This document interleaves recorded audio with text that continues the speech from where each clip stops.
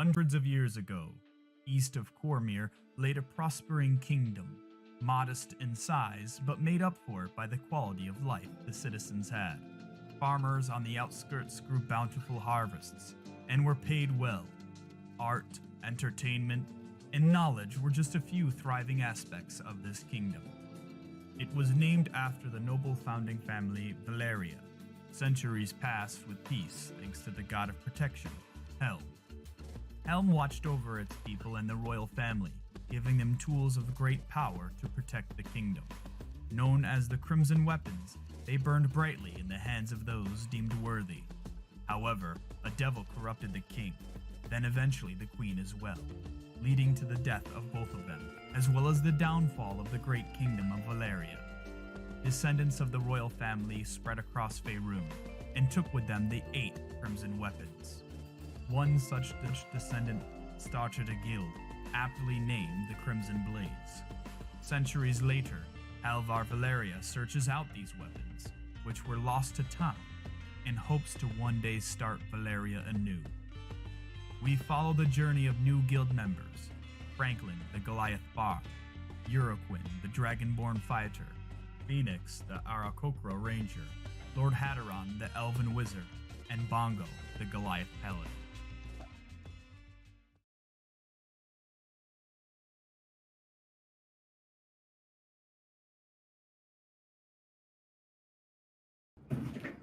Welcome back, everybody. My name is Tim, or Zero Tuna. I'm the DM for the D&D campaign, The Crimson. Welcome back to Session of Bajillion. We're starting off with book number 2, chapter 8, entitled Return of the King. Last week, the party executed the ritual of returning to cleanse Torm's helm of the dark connection to Baphomet. After fighting off the Will-Wisps, Bongo, Uraquin, and Dimmick successfully return older Ravengard back to the land of sanity. Afterwards, Lulu had recovered a portion of her memory after conversing with Older, and immediately flew out into the skies of Avernus. Mordecai. Yeah. The black eyes peer into you. A slight breeze dances across the foreign landscape. Everything falls away. Infinite nothingness. It's silent. The leaves sway back and forth as the creature before you cracks a smile. The purple and fuchsia fur gently moving in and out with each breath. Time to go, Mordecai. There's much to be done. My connection to you and Avernus was strained. It is a divine happenstance you ended up in the Feywild. Let us travel together once again. One last hurrah. One final adventure. Together. He stands there, still arms crossed, waiting for your response. This isn't a dream, right? This is you, Jeffrey. It is I. Not my original body, of course, but Oh, I have an avatar. I have so many questions. There's not much time left, Mordecai. Yeah, yep. Lives are at stake. Yep, that's why I'm not gonna ask him. So back down the hole, the beanstalk. Yeah. He looks up, and he dashes across the ground and crawls up your leg and back on your shoulder. With Jeffrey on your shoulder once again, he starts to lead you with one hand kind of holding onto your ear and the other hand's kind of outstretched, pointing the way back to the tear between planes. I'll follow him. Okay. So you're currently making your way back. Last session, we had a bit of a weird time dilation thing. We were trying to figure it out. We kind of figured out off stream that actually, by the luck of the dice, that there's no. We got lucky. There's no passage of time or the rift between planes seems to be stable enough to not cause the horrific rift. Hadaron, I would say right now, you are at that point of still climbing up the beanstalk while Mordecai is heading out through the woods. And as you're climbing up the beanstalk, Hadaron, you see Lulu. I mean, it's a pretty big contrast between the dark, this almost burgundy red that the landscape and the flames. You see this golden furred creature emerge from the entryway of the high hall as it kind of flies up in the sky, not completely up towards you, but you can see they're looking around. I would like you to make a perception check for me as you're climbing up. You know, you got a little ways to go, so you're kind of, I would assume, looking around. Just make a perception check for me. You got it. I don't see anything. That's not bad. You notice Lulu turn to one of the roads that leads up to the high hall. You can see there's like the main streets, and there's that weird kind of curling pathway that leads up to the high hall. Let me pull up the map for it, if I can find it. Where are we? We want... Is it this one? Where's the map? Here we go. Sharing. Okay, there you go. Now you have the map. So you're at the High Hall. Within this, you see Lulu kind of looking northward, or what you perceive to be north. And you kind of train your eyes to look in the same area Lulu's looking, and you can see there's a plume of dust of something traveling at a high rate of speed towards the High Hall.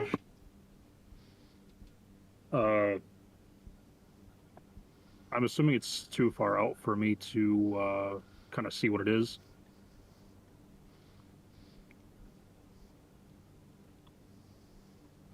I'm sorry, I'm not ignoring you. I had a toddler roll in here.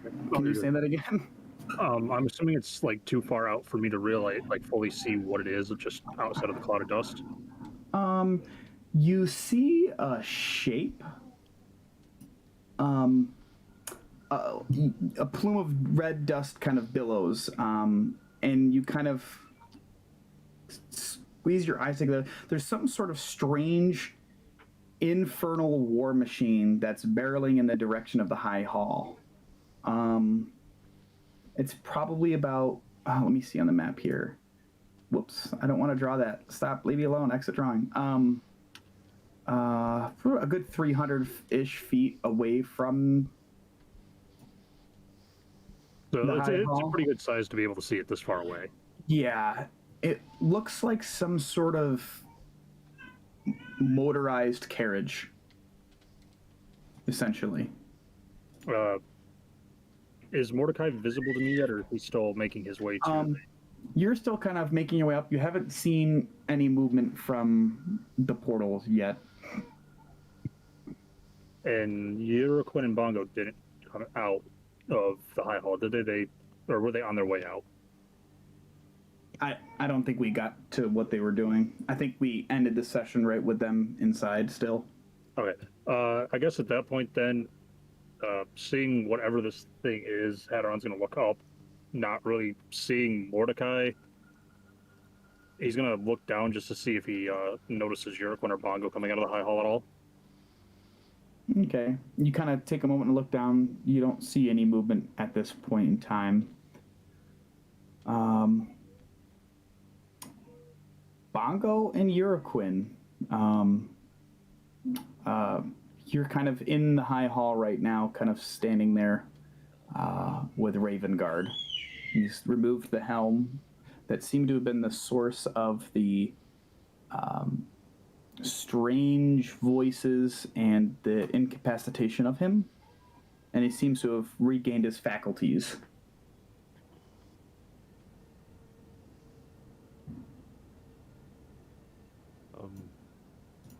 So, what next, Raven Guard? I think the whole reason we were looking for you is because you maybe had a idea for the city. Unfortunately, I didn't really see much other than the sword and that strange golden flying elephant. Seems me speaking of it triggered something in that creature and it took off. So perhaps maybe that triggered something in them. I know from my visions now, I cannot stop this myself. I need powerful people. My place is here to protect those who are still surviving and try to reclaim portions of this city while we still can.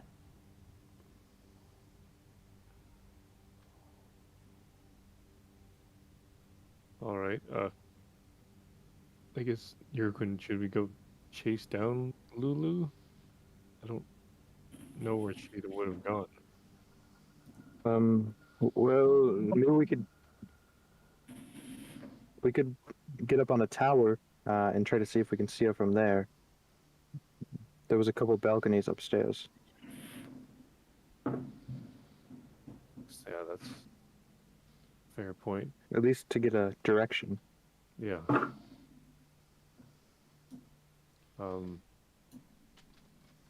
Is Gary still hanging around? Is he the doppelganger guy? He had kind of taken a note from you guys and headed back down to kind of return with the group of survivors after, having trying to convince you guys that he wasn't trying to mean any harm. He was a regular resident of El Terrell. But, from your guys' conversation, it seemed like a threat, and he had returned back to the group of people. You can probably seek him out if you want to. It's all right. I was just, if he was here, I was going to say maybe he could join us to look, but... Oh, yeah, he seemed to be... there was more of like a concern of the folks that were down there. Like, he seemed like he wanted to be more helpful than anything. Well, you don't see me down here, giant man? Hello? Oh, right. Hi, yeah. Sorry, it's just, when you're quiet like that. Yeah, well, I like to listen. All right, well, let's go upstairs and see if we can find a good balcony. I imagine Lulu should be easy to spot. Well, depending on how far she's gotten. She's pretty small for a elephant. Well, I guess she's a Hollyphant, isn't she? Yeah, my vision isn't very good. Are you guys heading up to that one balcony area you guys kind of discovered before? Yeah. Okay. You guys make your way up there, and it seems peaceful. Still being on alert and looking around and about, it seems as though the infestation of the cathedral here has been cleared out by the party. You guys ascend the staircase up to where the massive organ kind of lays bare. And there's a hallway out back where there's like arrow ports, and then there's an actual proper balcony that kind of looks over. Let me see here. Where is the picture of the high hall? There we go. You can see you guys now. There's a wiener on this one. Are on this kind of balcony area, and you guys come to outside of the doorway, and you look out and about, and you can see that there's just strange how the physics of this plane seem to defy what you all understand. There's portions of the castle of this cathedral that are just like broken apart and floating, but you also see the number one thing ever is what the hell is this giant tree-like stalk that's grown up into the sky?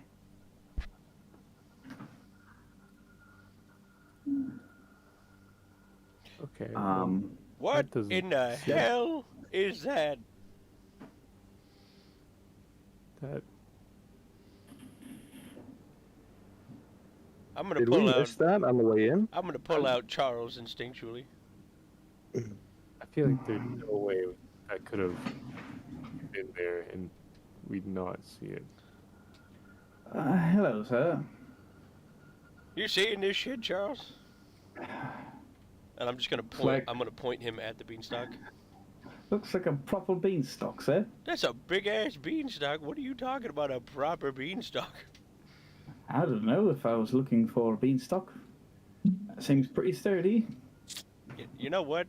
I'll. You know what? Don't. It's I pretty- miss a lot when I'm inside the sheath. Yep, I you're- do know that, sir. Well, that tracks honestly. That makes a lot of sense. You make a lot of sense. Guess maybe this is what Lulu was going out to see. And as you're kind of observing this beanstalk, you see at the top, it's actually not that far away from you guys. It's maybe, I would say at most a couple, maybe 100 or 200 feet out from the balcony where this is protruding up into the sky. And you can see a very familiar black cloak figure climbing about 3/4 of the way up the beanstalk at this point. And then you also spy, not that far out of your visual range, is Lulu frantically kind of trumpeting and like pointing up north. North. And what Oh, like down- direction is? Down the road, right? Basically, yeah. I guess is the balcony able to see north? Yeah, so your visual range off the balcony, I mean, like it goes around, wraps around this tower here, so you guys could like walk around if you wanted to. Yeah, the beanstalk is like right here, and then the balcony is over here-ish. I know. I wish I could. I wish I could make the drawing mode smaller, like the pen or whatever. But yeah, so it's the visual range is basically north, east, and south. Wait, no, sorry, that's wrong. Northwest and south. Sorry. Right. Okay. Can I look? Can I look the way that Lulu's trumpeting? It's pretty obvious once you kind of turn to look over north. Like this is the best kind of visual you have of the area. Outside of El Terrell, like the floating complex that it is the city, it's a bit hazier since there's fire and there's smoke everywhere. So it's a bit harder to kind of make out the structures and like the landscape. But up here, you can see there's this once again this massive plume of smoke that's quickly approaching. It's now probably right here at this point, and you guys have a better observation of it. You want to one of you guys can make a perception check, or with advantage, or two of you can make a check, or someone else can help someone else. Uraquin, what's that? Um, I'm gonna help Uraquin. oh, okay. Your quid opens a third eye. Where was Dr. Bongo saying? I Strange don't want to. Oh, I want to help you as well. Oh, okay. You can't roll 3 times. Double advantage. Oh my no. god, what kind of rolls were that with advantage? Thanks for the help, boys. Wow, could have been a 3. I swung around to hit him in the back of the head with my stick on accident. Yeah. You do see the same thing that Hatteron observed. Is it's closer now, so it's a bit easier to perceive. It's this strange metal-like carriage, almost like a cart, that seems to be propelling itself And you can spy that there are. Let me see here. Let me pull up this thing. It looks like there's creatures on it.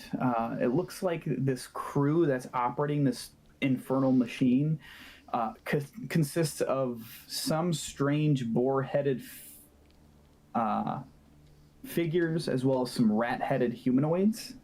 And they're all kind of wearing these goggles. Well, that doesn't look good. It's like made of this strange metal and like,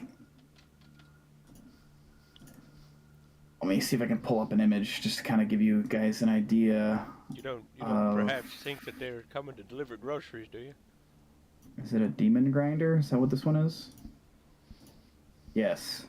This here is what you observe. Oh.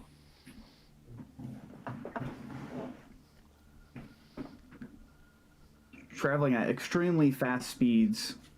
And as you guys are kind of just like observing it, and Quinn, you're like, you pointed it out to the party. Mordecai, you eventually come back to this open pasture here outside of the forest, following Jeffrey's lead, and he just kind of like taps you on the cheek with his other hand. He goes, "See, told you it'd be okay." I never doubted you for a second, buddy. I'll run up to the edge and I'll jump down onto the closest leaf to the on the beanstalk. To the meat stock. To the meat stock. Can you make a athletics check for me, just quick? Absolutely. Okay, easy enough. You hop down, and just as you hop down, almost parallel with you with that leaf, you see Hatteron's climbing up, and is like, you guys make eye contact. Oh look, you made it up. Time to go back down. Hatteron, we gotta go back down, buddy.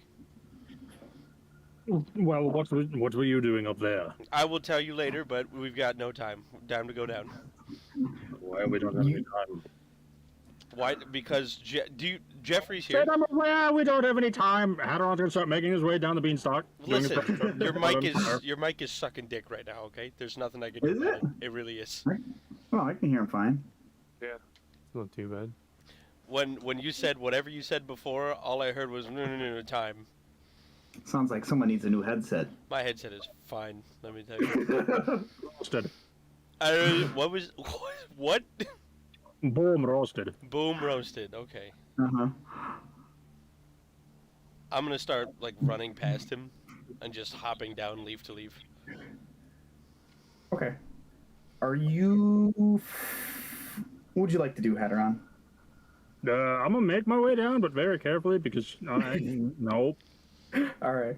I will say, Hatteron, make an acrobatics check with advantage because you're being careful. And Mordecai, you can make a check, regular check. Acrobatics. Natty 20, baby!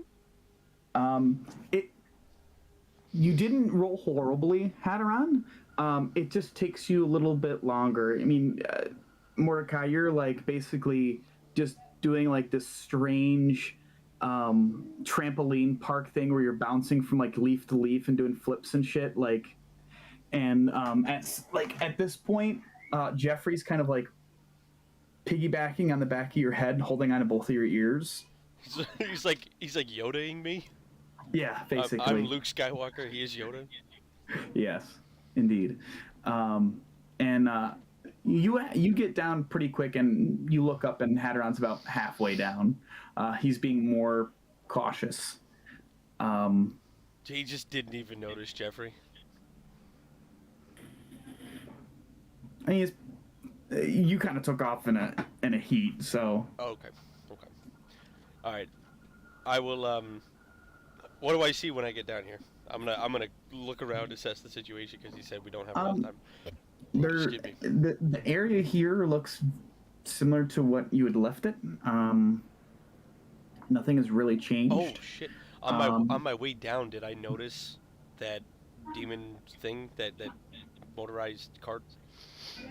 I would say with the natural 20, because you were so focused on getting down as quickly as possible that you did not That makes notice that. You were so focused on the that makes sense. what leafs you're going to bounce to each one. Yeah, that tracks.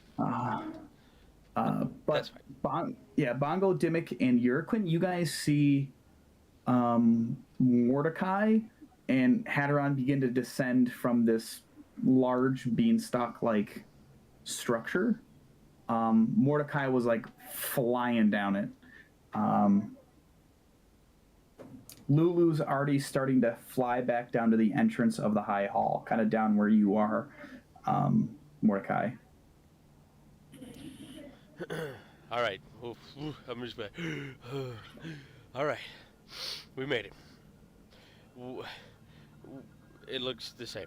What? Where? Can I see everybody up on the balcony, or? I would say make a perception check once you got down on the ground floor to see if you could notice what, like, you're trying to assess what's the big rush. You probably don't see them on the balcony up top, but you do see Lulu flying down. She's about 100 feet from your position, flying down towards like the entryway. Got it. And I cannot talk to her as Mordecai because Mordecai does not know Celestial. Ooh, I have to send you this now. This copy. Lulu, what's going on up there? It is already on your it's already on your character sheet under the, let me see, I believe it's under the log, and it's under Jeffrey the Rat King, the stat block for Jeffrey. Oh, that's dope. All right. I will say you're waiting there for Hatteron and Lulu to kind of converge on your position. Bongo, Dimmick, and Uraquin, like I said, you guys see Mordecai and Hatteron head down the beanstalk, and you see Lulu heading down to meet up with Mordecai. What would you like to do?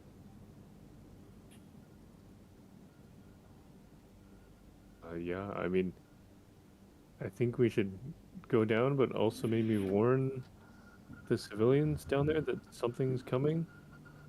Okay.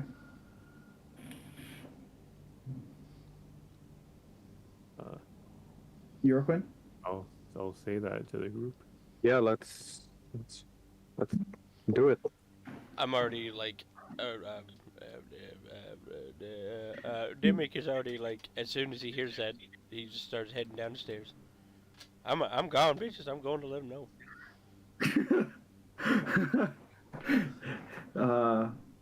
You guys descend down from the balcony.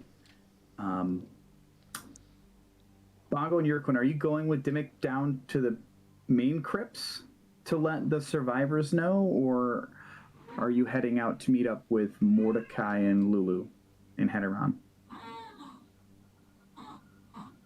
If Dimmick's going down, I think I don't need to go down as well, so I'll go meet Hatteron and Mordecai. Okay. I thought there was a kid screaming out there, but there's this little toy pig. So did I. Did you hear it? Yeah. I'm like, oh my god, dude! One of these kids got hurt out there. It's just the pig going, wee. It's actually Tristan. It's for ambiance. That's what it is. Oh yeah, that's the one. Hatteron, you get your feet on solid ground for what it's worth on this floating rock at this point.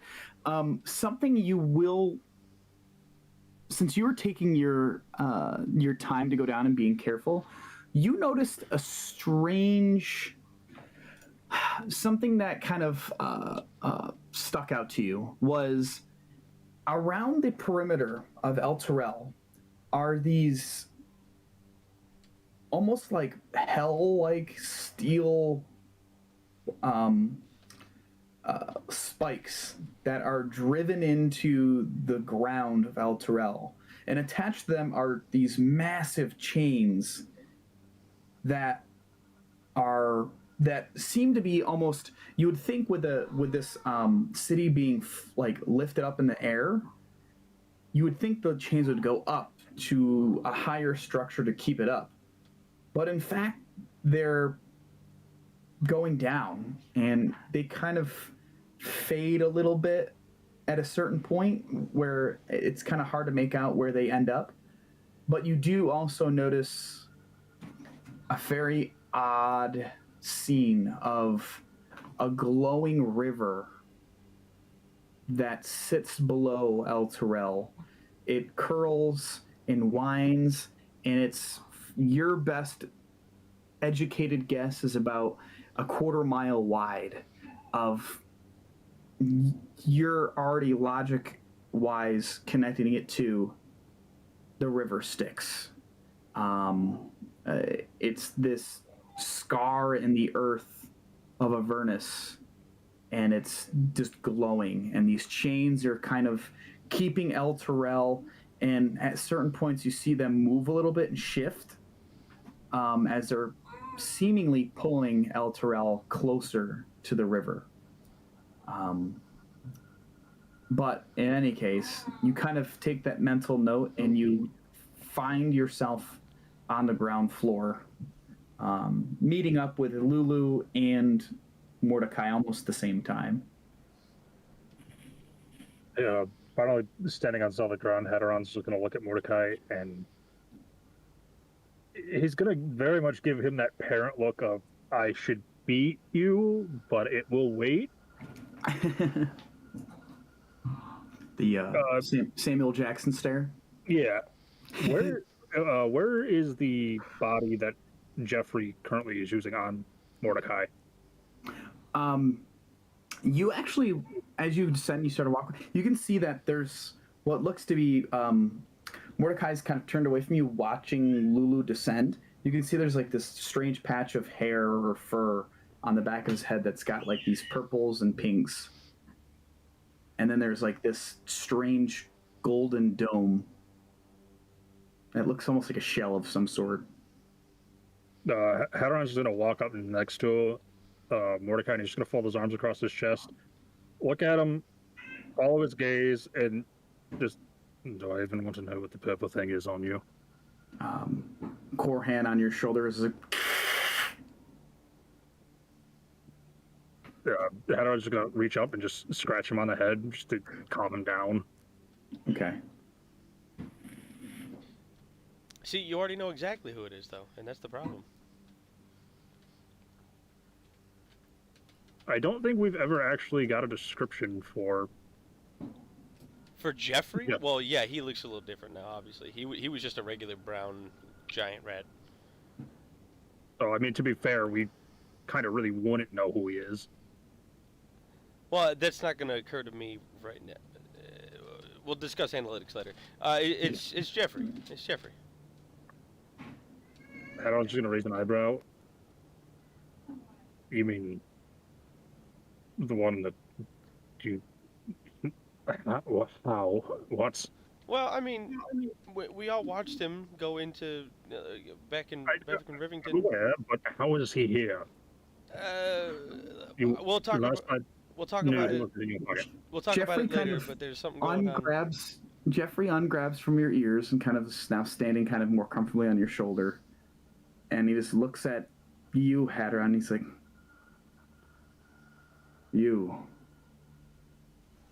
Me and your current master have a difference of opinion. I've came here to help my friend Mordecai. And I fear that this road my friends are on is going to lead to some sort of disagreement with him. And I'd very much like you to be on the right side of history when it comes time." And you can understand him. He's speaking in Celestial. I don't understand Celestial. Fucking A! And then he's speaking in Common then. He would know. He would know what you'd understand. Just sit there, like, quizzically, just look around, like, who in the hell? Before just turning to look at Jeffrey, is going to squint, and he's going to point at him and just go, are you talking to me? I'm gonna look at Hadron with like the ooh, Mom just yelled at you.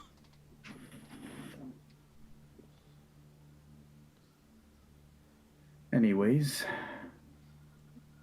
seems we have a friend. Yes, yeah. Show, point me in the direction. Let's go. Let's do what we need to. Jeffrey just points to Lulu. Lulu, got it. Lulu, what's going on? Got it. In this strange, almost like ear-piercing language as well of Celestial, because Mordecai doesn't understand, neither does Hadron. But then you hear Jeffrey speak something similar, but it's more of a toned-down squeak, almost, in another strange language that has similar cadences and pronunciation of certain words that's like impossible for you to understand, but it seems he's communicating with Lulu. And just as they're speaking, Bongo and Uraquin, you are headed out of the High Hall? Yeah, I believe so. Okay. Yeah, like where they are out front. Okay, yeah.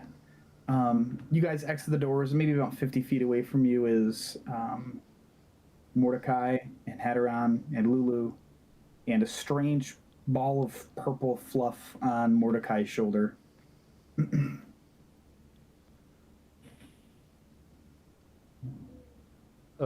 Okay, this beans whatever tree thing is very weird, but there's something heading here very fast. It's some sort of, I don't know, I couldn't see it very well, but so it looks dangerous. All right, and I'll give Jeffrey a high five. Kind of slaps your hand back. A little bit bigger hands now, though. Awesome. Well, let's go do what we always do.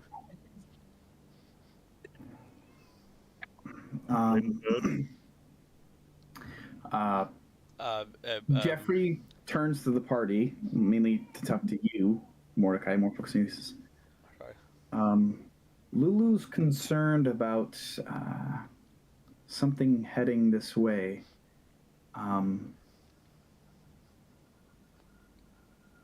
She said it's making its way up the road that spirals up to here, where we are. We should probably prepare for battle. Sounds like a plan. Dimmick also would have come outside after he warned everybody that something was coming, and to stay inside and hunker down just in case. Okay. That doesn't take too long. I assume Dimmick was already first one down the stairs, and I assume you just yelled at them. Yep, 100%. Everybody panic.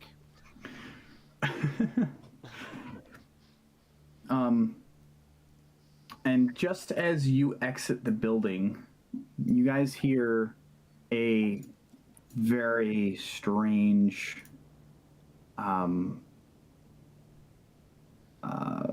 best described as like metal movement and screaming getting closer and closer and closer to the party.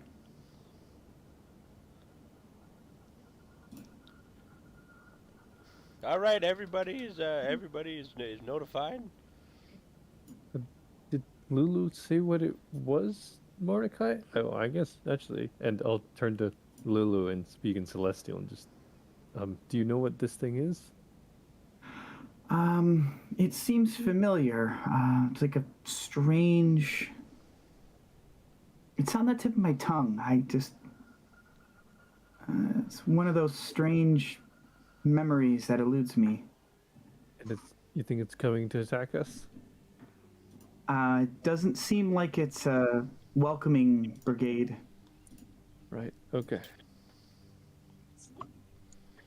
Damn. Um. Oh, this sounds like fun. Right. I'm sorry, how far away was it?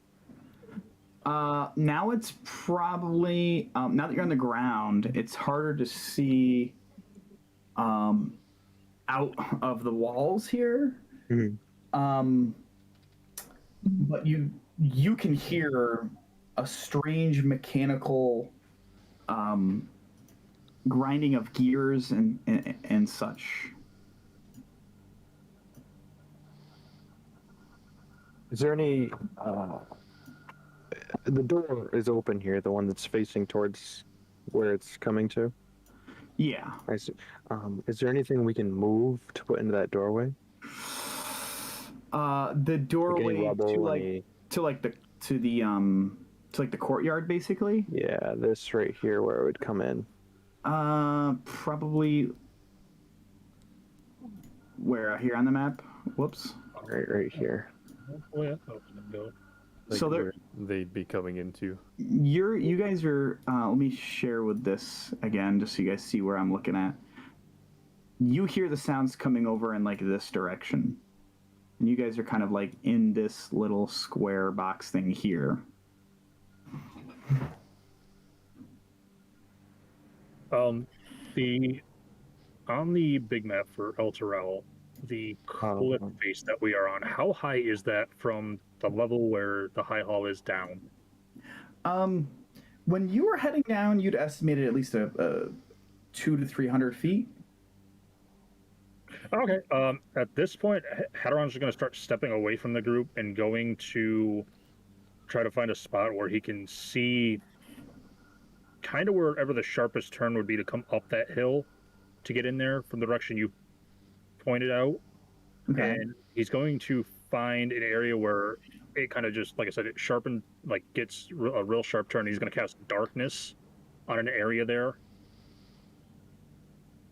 Okay. On the High Hall map here, or image, I should say, you'd probably want to be on this little ledge here. You could probably traverse up the broken wall here, the little ramp that's been created, and get up there and have a pretty decent view of the road leading up. How big is the entrance here? Like from with the doors open from side to side, how big? Probably about 20-ish feet. I would say. Feet. Okay. Well, that's not gonna Let work. me take a look here. I can give you a better. There is a map here. Also- almost 20 feet. Yeah. Also, Jeffrey's little block there in my log is blank. It's because it's a secret. Oh, okay, cool. Is it really come up blank? Yeah. Well, you can use the one in Discord as a reference for now. Let me see if I can fix it. Where'd you send it? Does It's in Oh, discussion. I see it right there. Okay. Oh, I can Does- probably add this stuff to it. Okay. What's up, Bjorklin? does it seem to be steaming, smoking, anything like that? The vehicle. Are you gonna head up with Hadron to get on that little? Yeah, I'll lift follow there him to out. Get higher up. Okay. It's not around that turn yet, but you can see now that you're higher that there's dust and smoke that's been kicked up on the opposite direction of where you guys are. So you can see it's definitely. I mean, you guys can hear it. It's loud. Bongo, what are you doing? I'm gonna suggest to Franklin and just be like, I think. Oh, sorry, Mordecai. Oh, What's up? Right. And Dimmick, because they're both still here. That I think maybe we should, if we're defending, we should stay away from the main door and hopefully stay as far as away to not let them through. Don't know how many there are, but I think that's the best chance we have. and I'm gonna start heading up. I guess not like up on the ledge where Hadron and them are, but kind of like down below, kind of near this big crater. Like kind of like just beyond the broken wall. Yeah, like on, still within the ring of like the walls, but like right beside where the kind of rope. Yeah, right there, basically. Okay. Easy enough. In cover of like the little shattered The little wall. wall. Okay.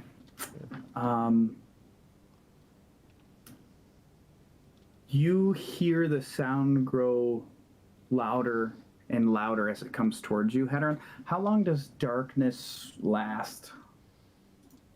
Probably a decent amount of time, I think. Up to 10 minutes. All right. One action. All right, sweet. So you kind of stand up there and you can see Urquid's kind of standing next to you, kind of just keeping a lookout, just aware. And you cast, I assume, probably the sharpest turn in your guys' area is, oh shit, whatever. You guys know there's a beanstalk there. It's probably right here. Would be a good spot for you to cast your spell. Yep, because my goal is try to make a friggin' spot I drive into, don't know where the road is, and off the other side they go. Range 60 feet. Okay, cool. Yeah, that works out good. You see Urquin Hadron kind of dig into this side pouch underneath his cloak, and he starts to pull out a few things, and he makes this gesture with his hand as these symbols kind of appear in midair, and this strange dark ball of what looks to be like almost like eldritch-like energy kind of extends from his hand and arcs down to where the road is, and you see it kind of silent, but has this explosion-like look to it as this massive cloud, this strange black blob just appears. I would say, if you could, Hadron, for me, make a just like a general Arcana check. I want to see how well this impedes their ability to. Oh my God, this guy Good right now. Lord, that's a natty 20, baby. No reaction. He's just like so calm, cool, and collected. That's awesome. I have a couple questions following that amazing roll up. First, how wide is this, like this trail or whatever you'd call it that they're coming up? Probably about a good, 15 to 20 feet wide. It's very ramshackled. You can tell that it's had some.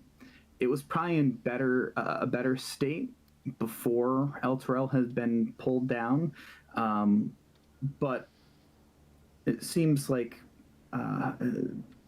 it's hit and miss. But it's like definitely traversable. You guys came up it. Okay. Second, do I think I could make it down there? Like gauging from the noise and how far I am from that darkness spot, or even just before it, do I think I could get down there before they make it to that darkness or out of the darkness onto our side?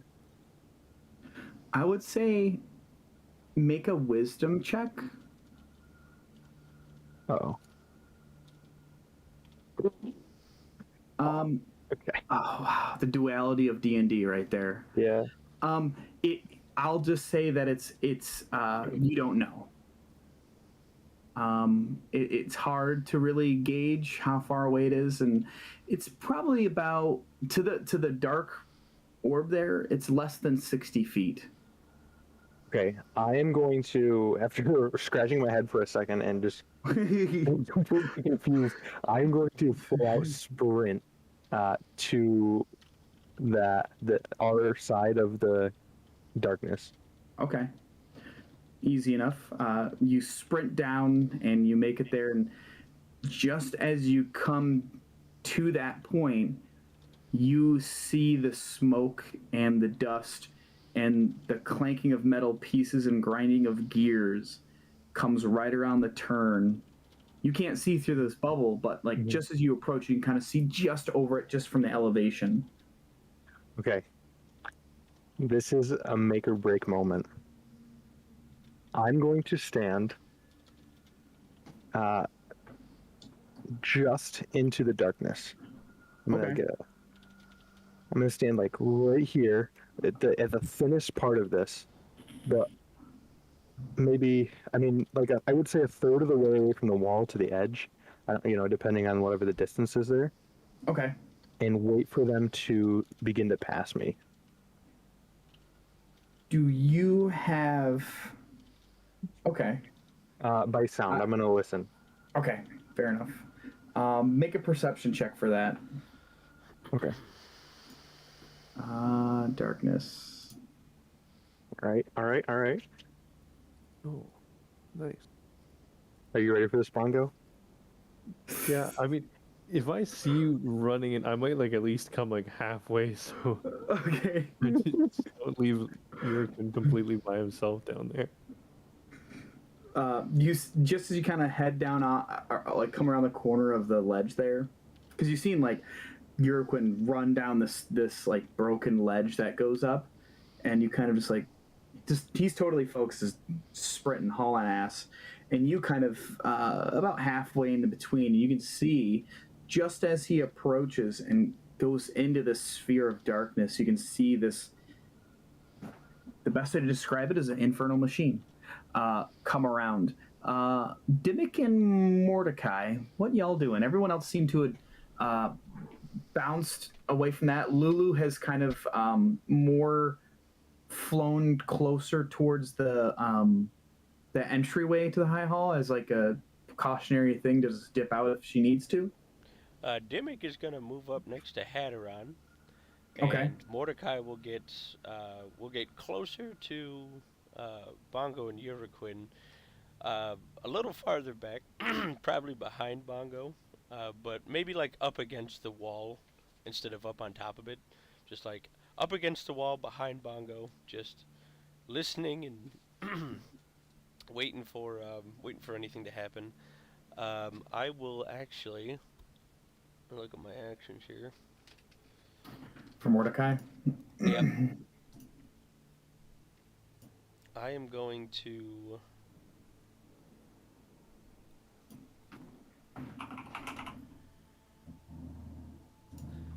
hold Bane for the first hostile that comes around the corner. Bane. Okay. Bane, yeah. All right. Hatteron, are you just holding your position up there at the top? Having seen Uraquin run into the darkness, Hatteron is just going to be like, seeing Dimmick walk up, he's going to look at Dimmick and go, that did not just happen, did it? What just happened? I just climbed up. What? Uraquin just... Oh, you mean walking into the dark? Yeah. Well, I mean, it's not the brightest bulb.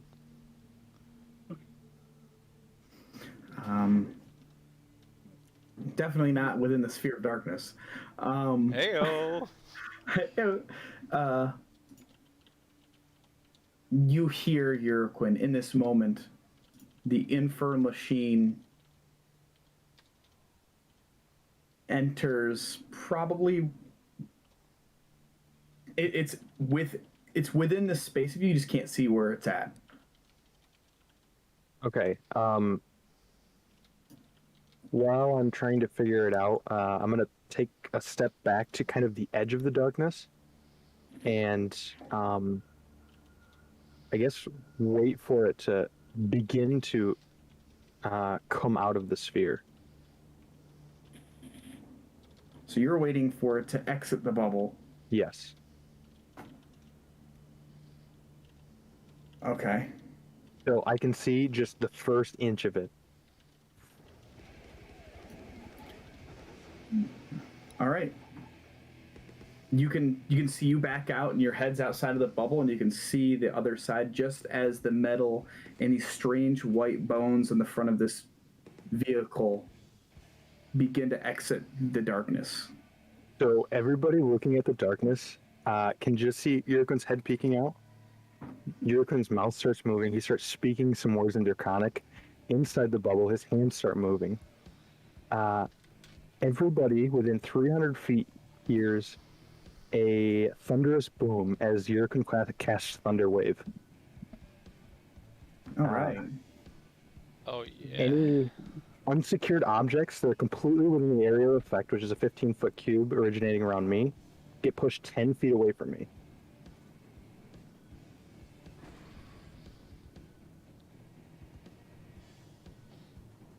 Oh.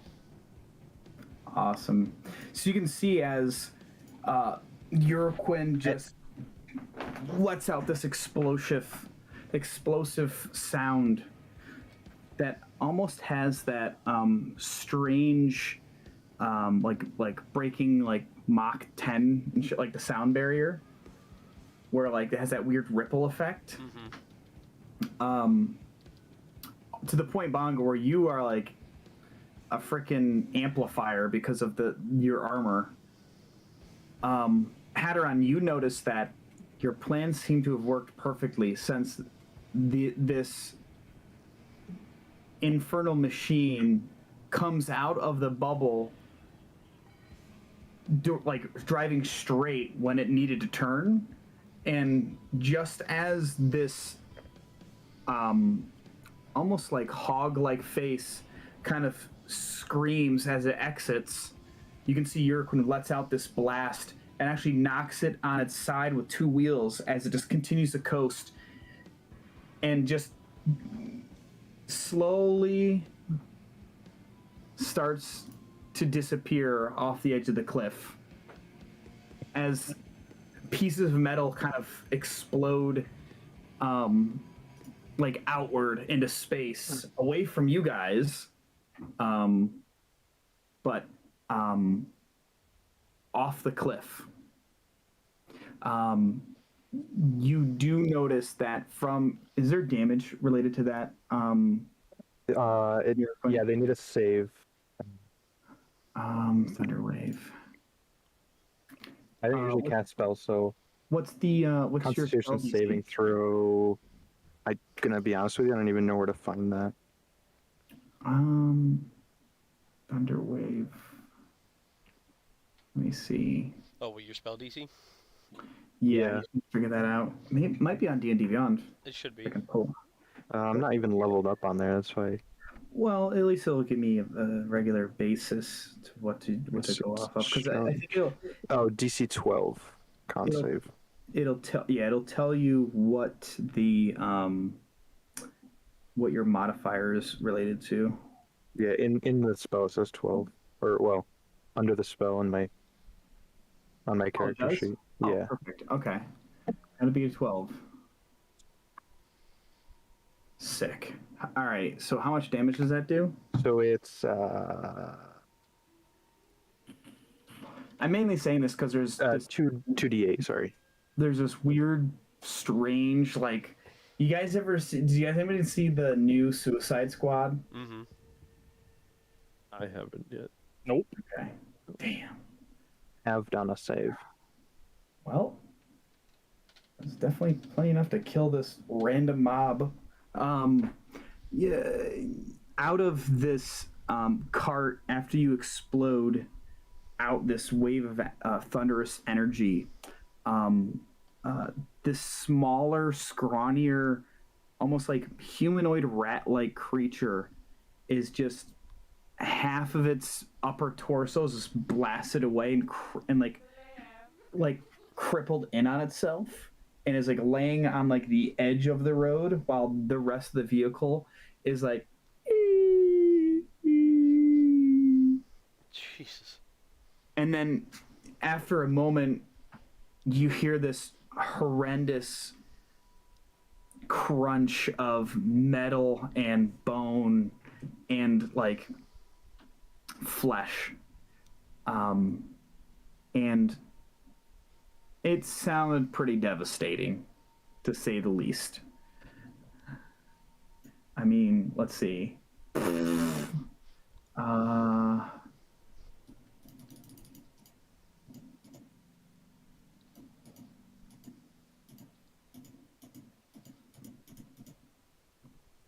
Jesus.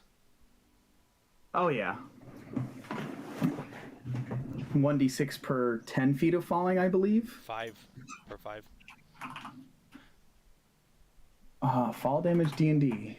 Indeed. 1d6 bludgeoning for... Yeah. Okay. I mean, it did 73 points of damage with that already. Oh, actually, gotta do one more. Nice. It's just like, now it's like ominously quiet. Well, I'll be No, damned.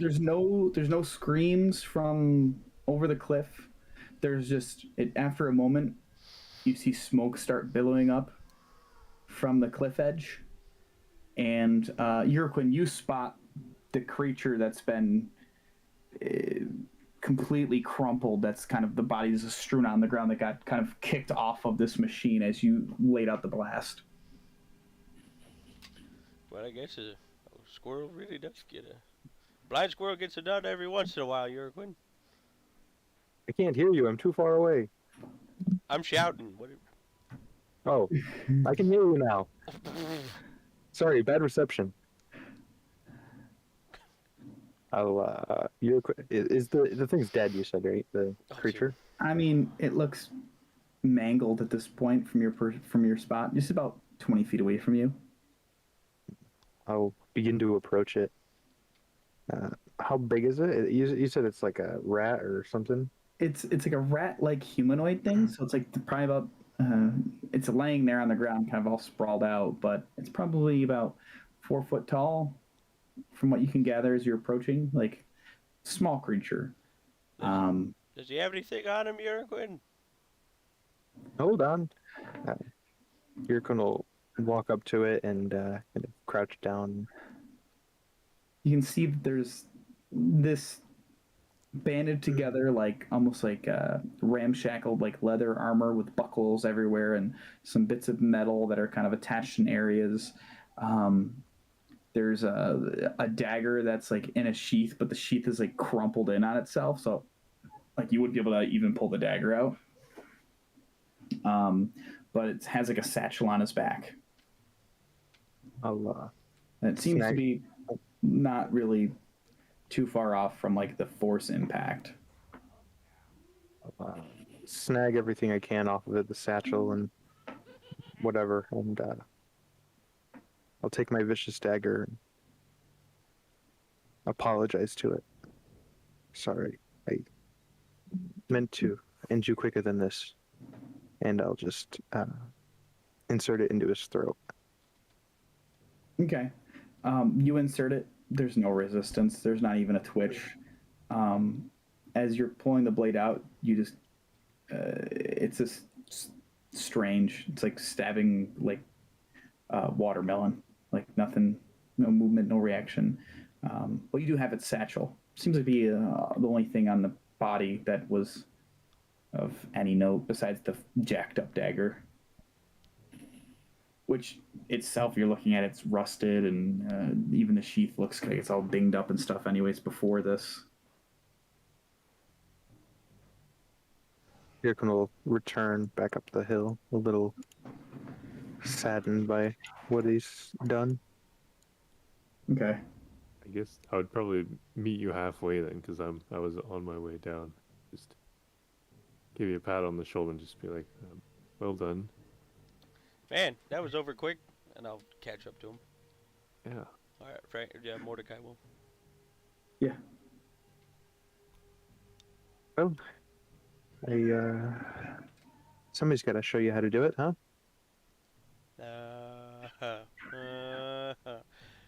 Jeffrey, do you? Is this a common occurrence, or is this something that like? Well, I mean, do you even know? I'll be honest. Haven't spent much time here in Avernus. It's kind of hard to. Strange being here. Yeah, I wouldn't doubt it. It's odd. Oh, by the way, everybody. Wait, yeah. Did you say Jeffrey? Yeah, What? yeah. This is Jeffrey. Oh, hey everyone. Jeffrey, not really in the flesh, and here is an avatar. Look pretty cool, doesn't he? Very purple. He got a turtle. Is that a turtle shell or is that a shield, Jeffrey? What's going on? It's a turtle shell, I think. That's pretty baller. I'm not even gonna lie about it. A pretty big turtle, to say the least. And good job, Huraquin. From my perspective, it looked like it was already headed off the cliff, but hey, can't be too sure. Just don't tell Hadron that, please.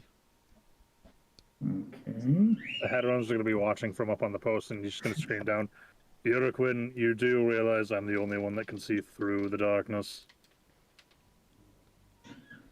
I don't know what that's supposed to mean, but all right. Go ahead. I don't know what he meant. No. Do you know what he meant? I'm just really confused. You know, Jeffrey, I held on to this, and you can use it if you want to, and I'll pull out Jeffrey's armor from my inventory. He just like looks at it and goes, huh. Trust me, what I have on is better.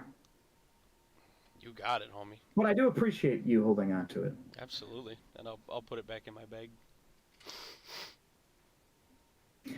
But Bongo, you do notice that Uraquin has a new satchel in his grasp.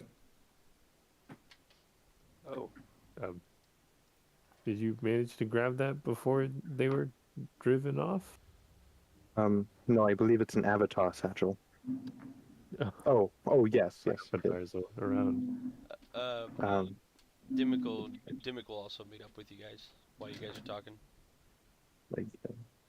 Uraquin will just open it and quickly look through. Whoop, hold on. First, Hold on.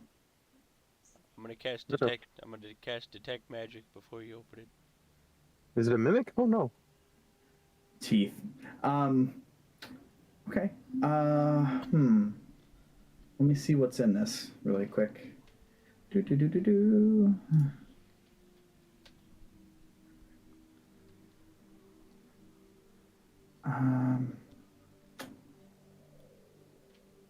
I don't know.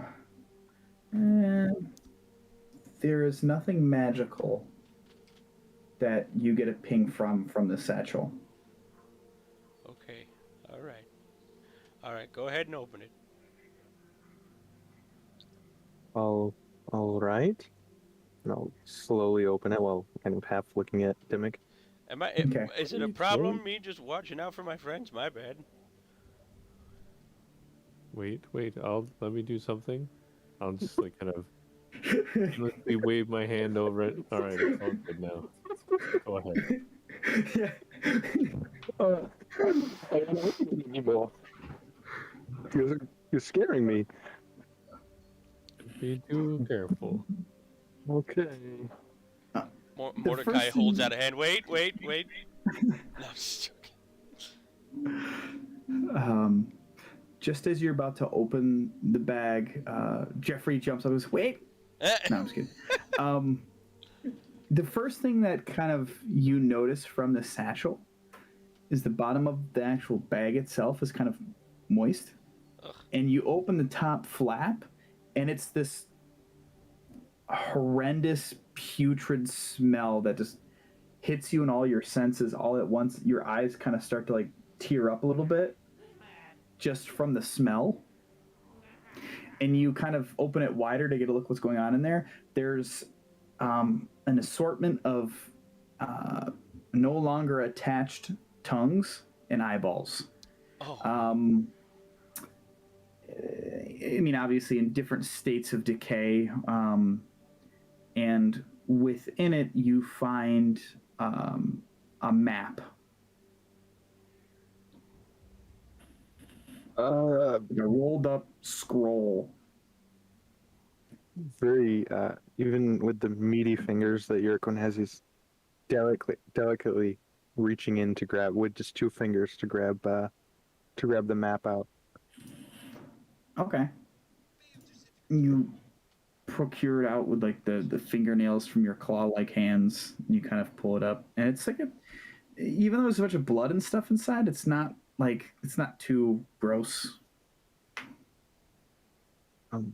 Do Any of you need these? And I'll hold out the satchel.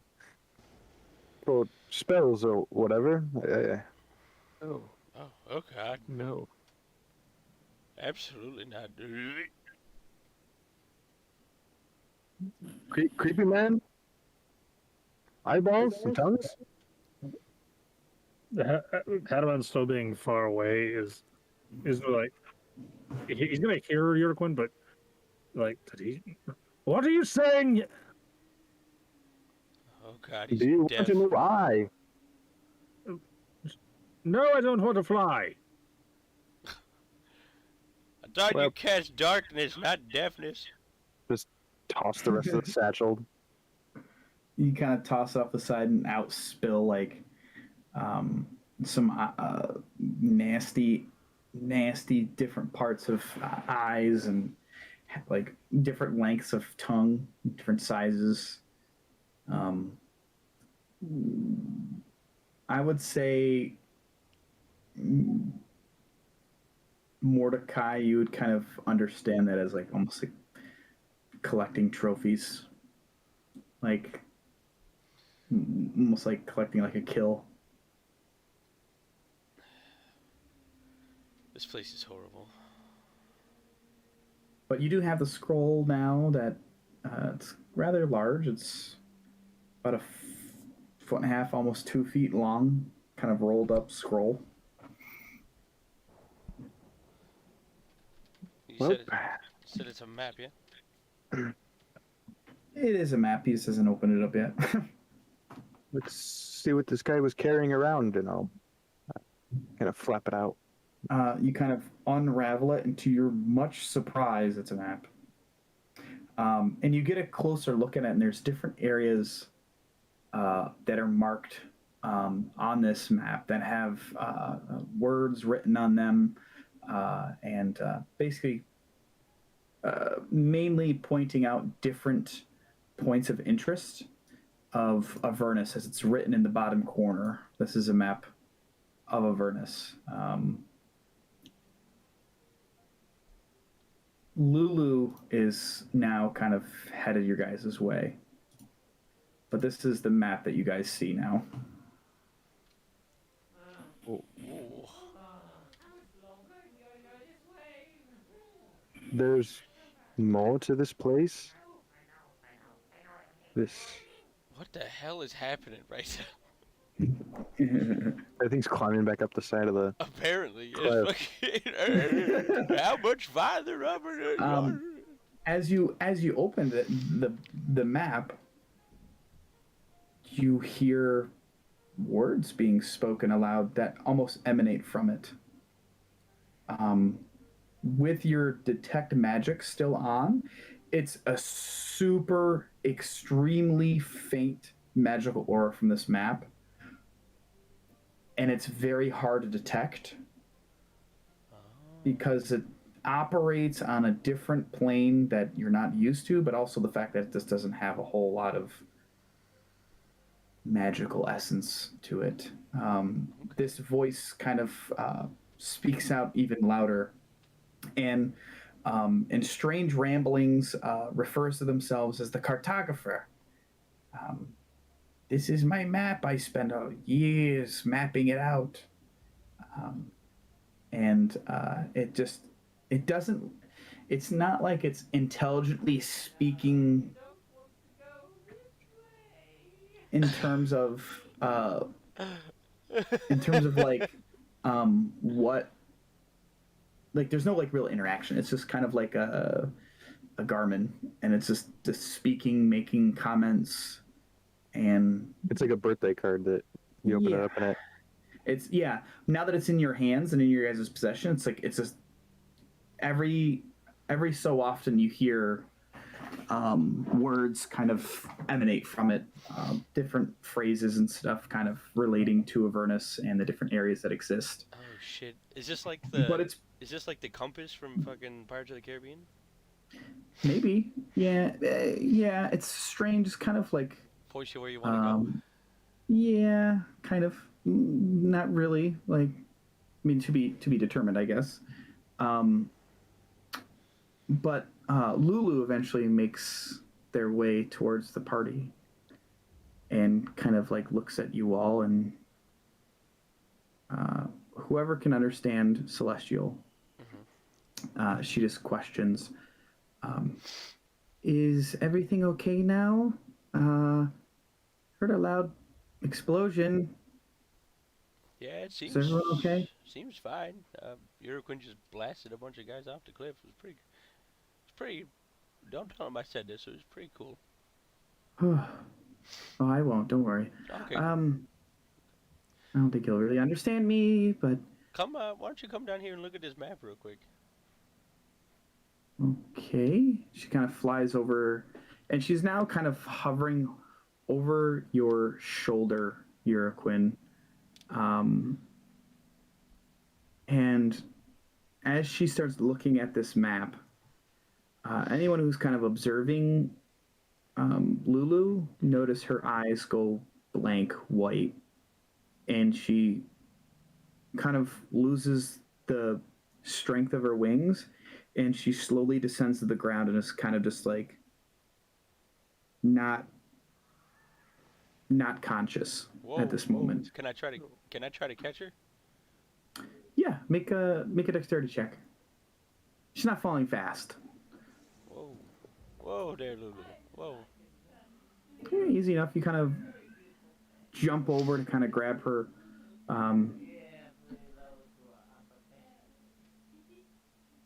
This dude's gonna be hilarious the whole time. Batshit crazy, man.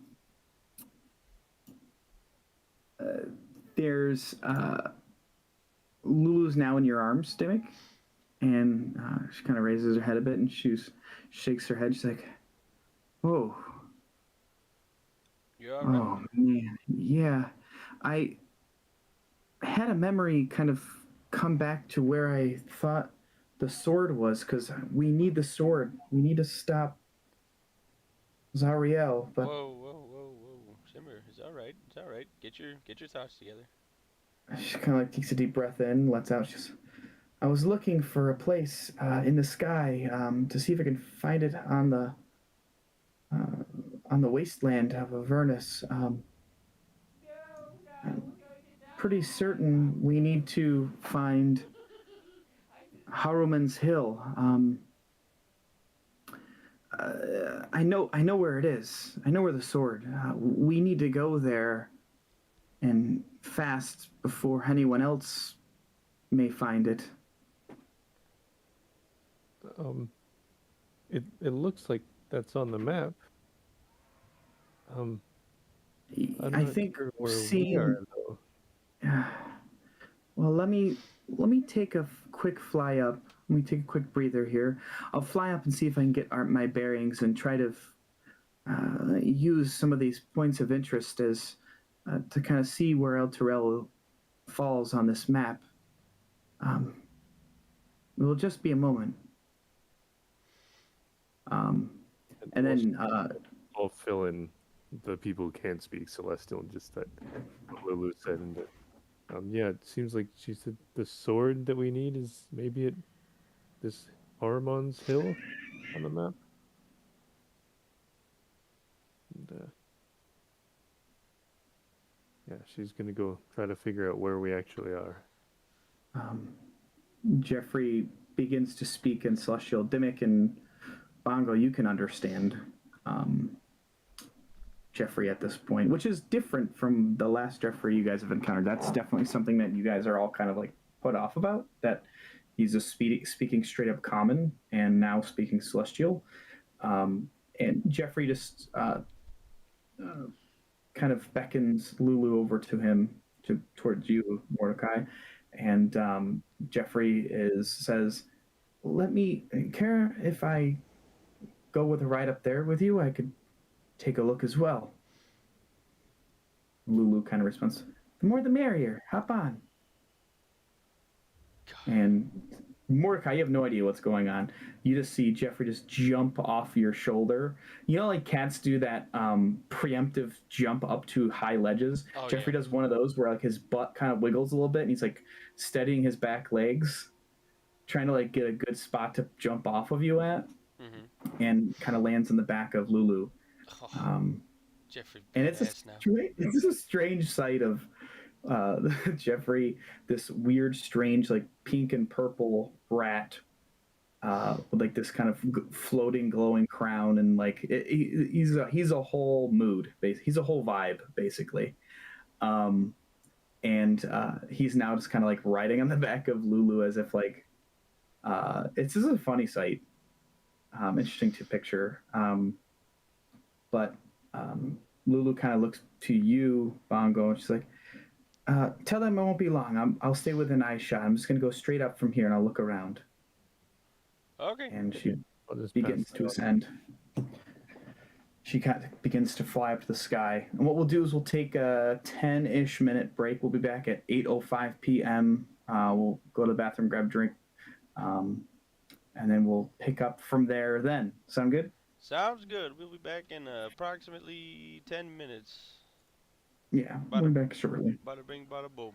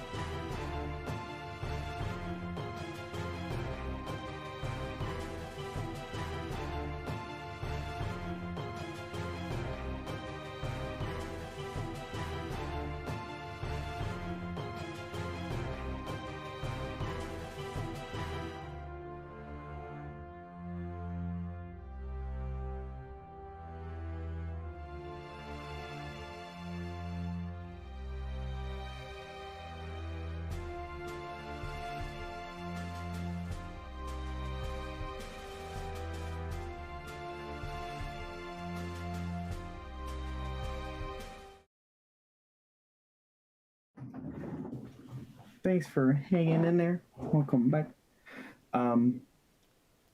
Lulu had just headed up into the skies of Avernus above El Terrell with Jeffrey in tow. They spend a few moments up there, and it's not long before they head back down.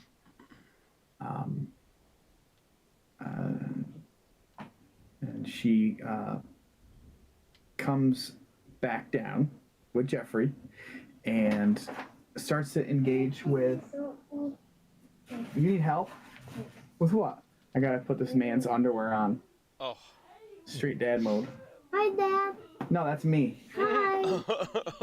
Hi, buddy. You gotta say hey, you gotta say hey, boys. Hi, boys. What's up, buddy? There we go. All right. Good luck. Thanks, dude. Lulu comes down and kind of meets with Dimmick and Bongo, and she's like, "I think I have an idea where we're at. Let me mark it on our map." And you guys, everyone else doesn't really understand what she said, but she comes over next to you. Since you're still holding the map, and she grabs a bit of like soot off the ground, like a piece of like charred wood, and circles an area of where she believes El Terrell is floating on the map, which I circled. Oh shit, this is a whole map of Avernus. Oh, I didn't even realize that. Cause I am the dumb. This has the name in the bottom. Yeah, what did you think it was? I thought it was a more detailed map of a specific part of El Terrell. Now that I it's been got here you. for a while. I got you. Yeah, so and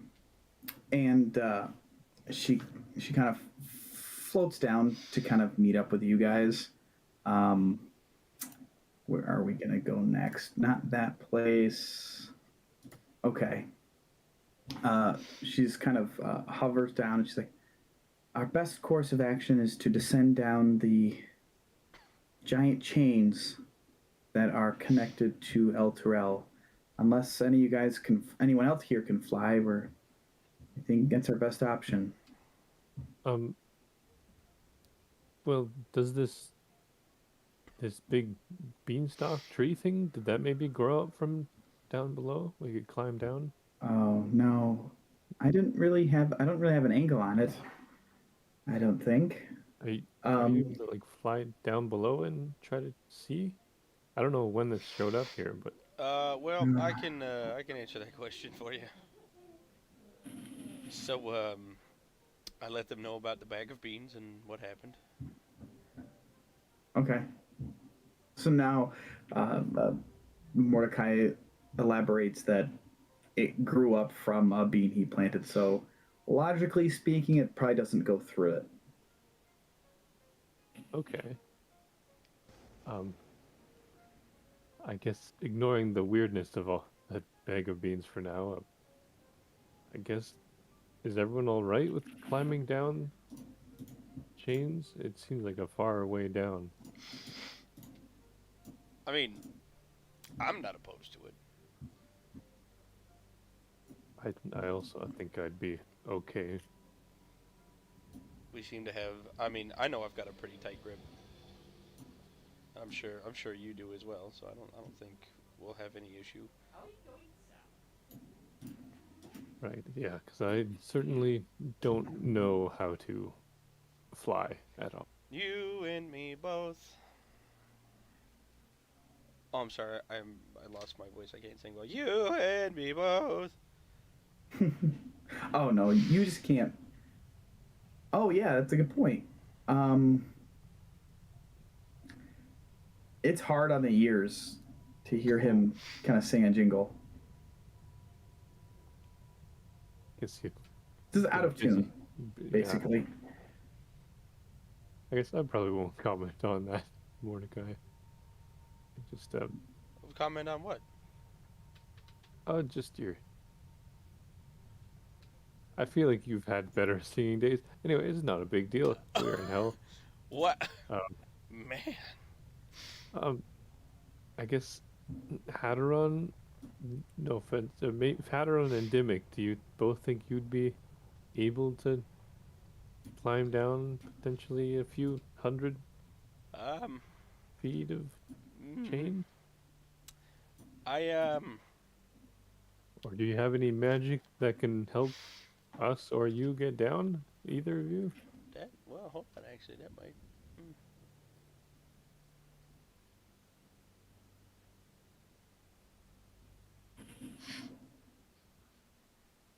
As for Heteron helping people down, I might have. I I might have would something. only probably be able to help Dimmick and myself.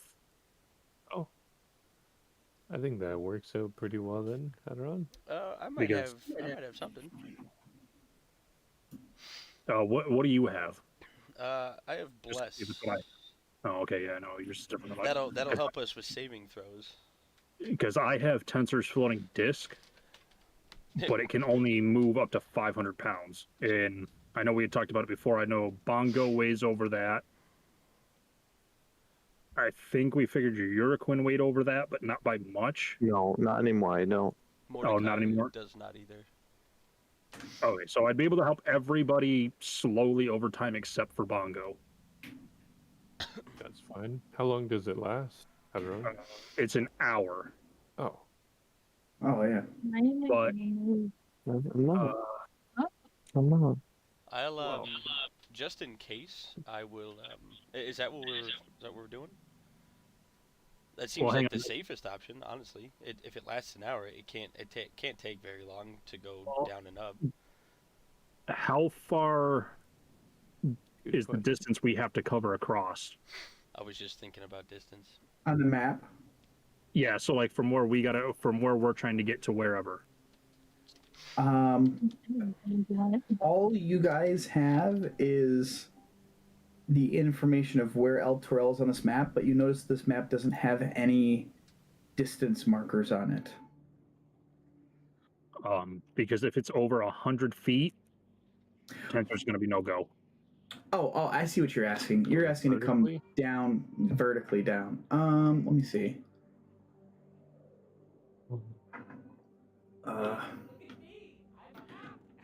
Well, are you guys kind of, let me see on the actual El Torel map.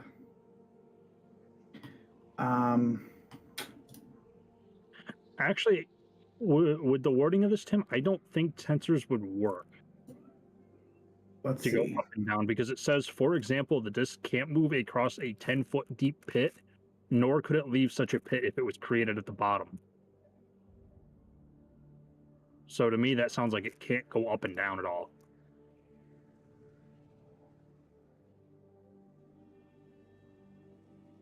You think it's mainly just like horizontal? I think it's just horizontal. So if that is the actual Oh. case, I can't.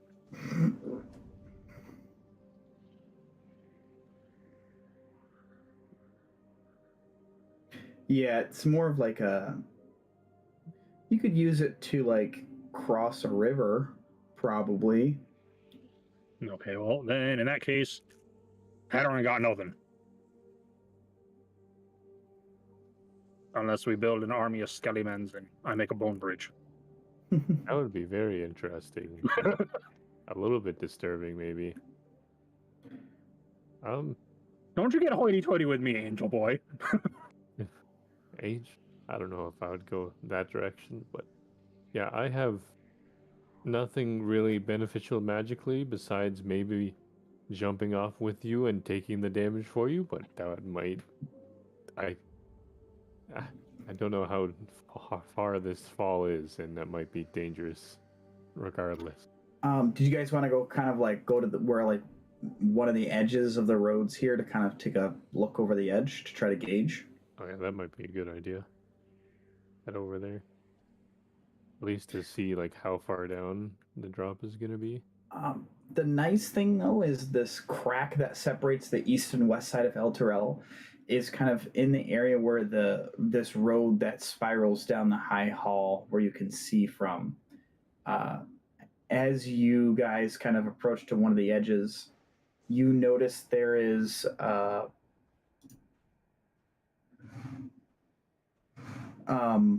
you notice there's a make a perception check to anybody who's looking over the edge. I'll say any are you Mordecai and Dimmick? Are you heading with the rest of the peeps to go look over the edge to gauge how high up you guys are? Mordecai is. Dimmick will not because I'm a little squeamish around super high things. So I'm just gonna stay back and stay safe. Okay. Anyone who's looking over, I'll let everybody make a roll for it.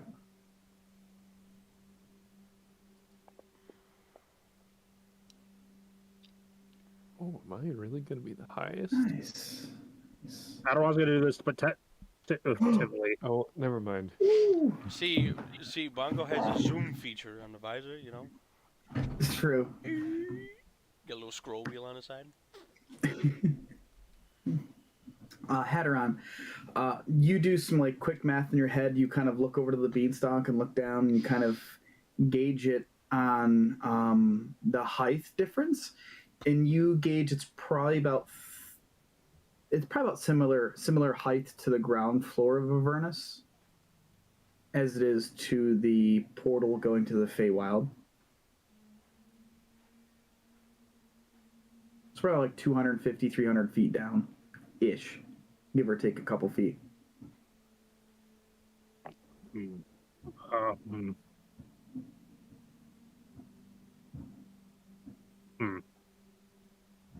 Well,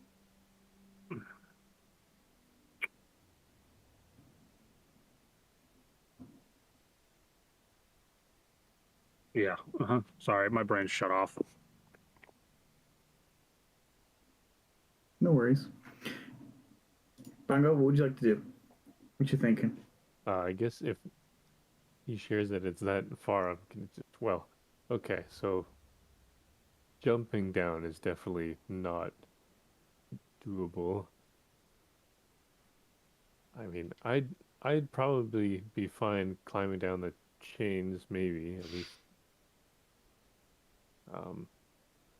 I do also.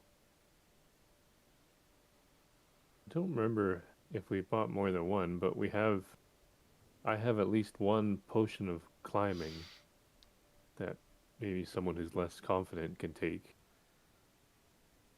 So was the idea of the floaty disc out of the picture? Yeah, it won't work. Won't work. All right. Well, oh wait, I also have a potion of climbing. Yeah, I don't remember how many Uraquin and I ended up getting, but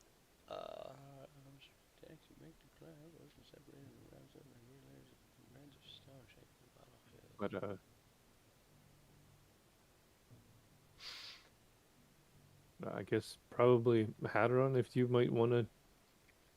It should last for quite a while, and I think you'd be probably fairly okay climbing any sort of way, at least from. Hadron, how strong are you? You know, I'd have a hard time fighting my way out of a wet paper bag wrapped in noodle. All right, I'm gonna give you this potion of climbing. Noodle. I thought you gave that to somebody else already. No, I have. There's two. There was two. Oh, was it two? Yeah. Yeah, I have one as well. I'm decently strong, and I mean I can bless everybody. So this way I would only have to bless a few other people instead of waste a higher spell slot and bless everyone. I also have that spell. I could try something cool, but I'd probably end up going splat. We like when people go splat.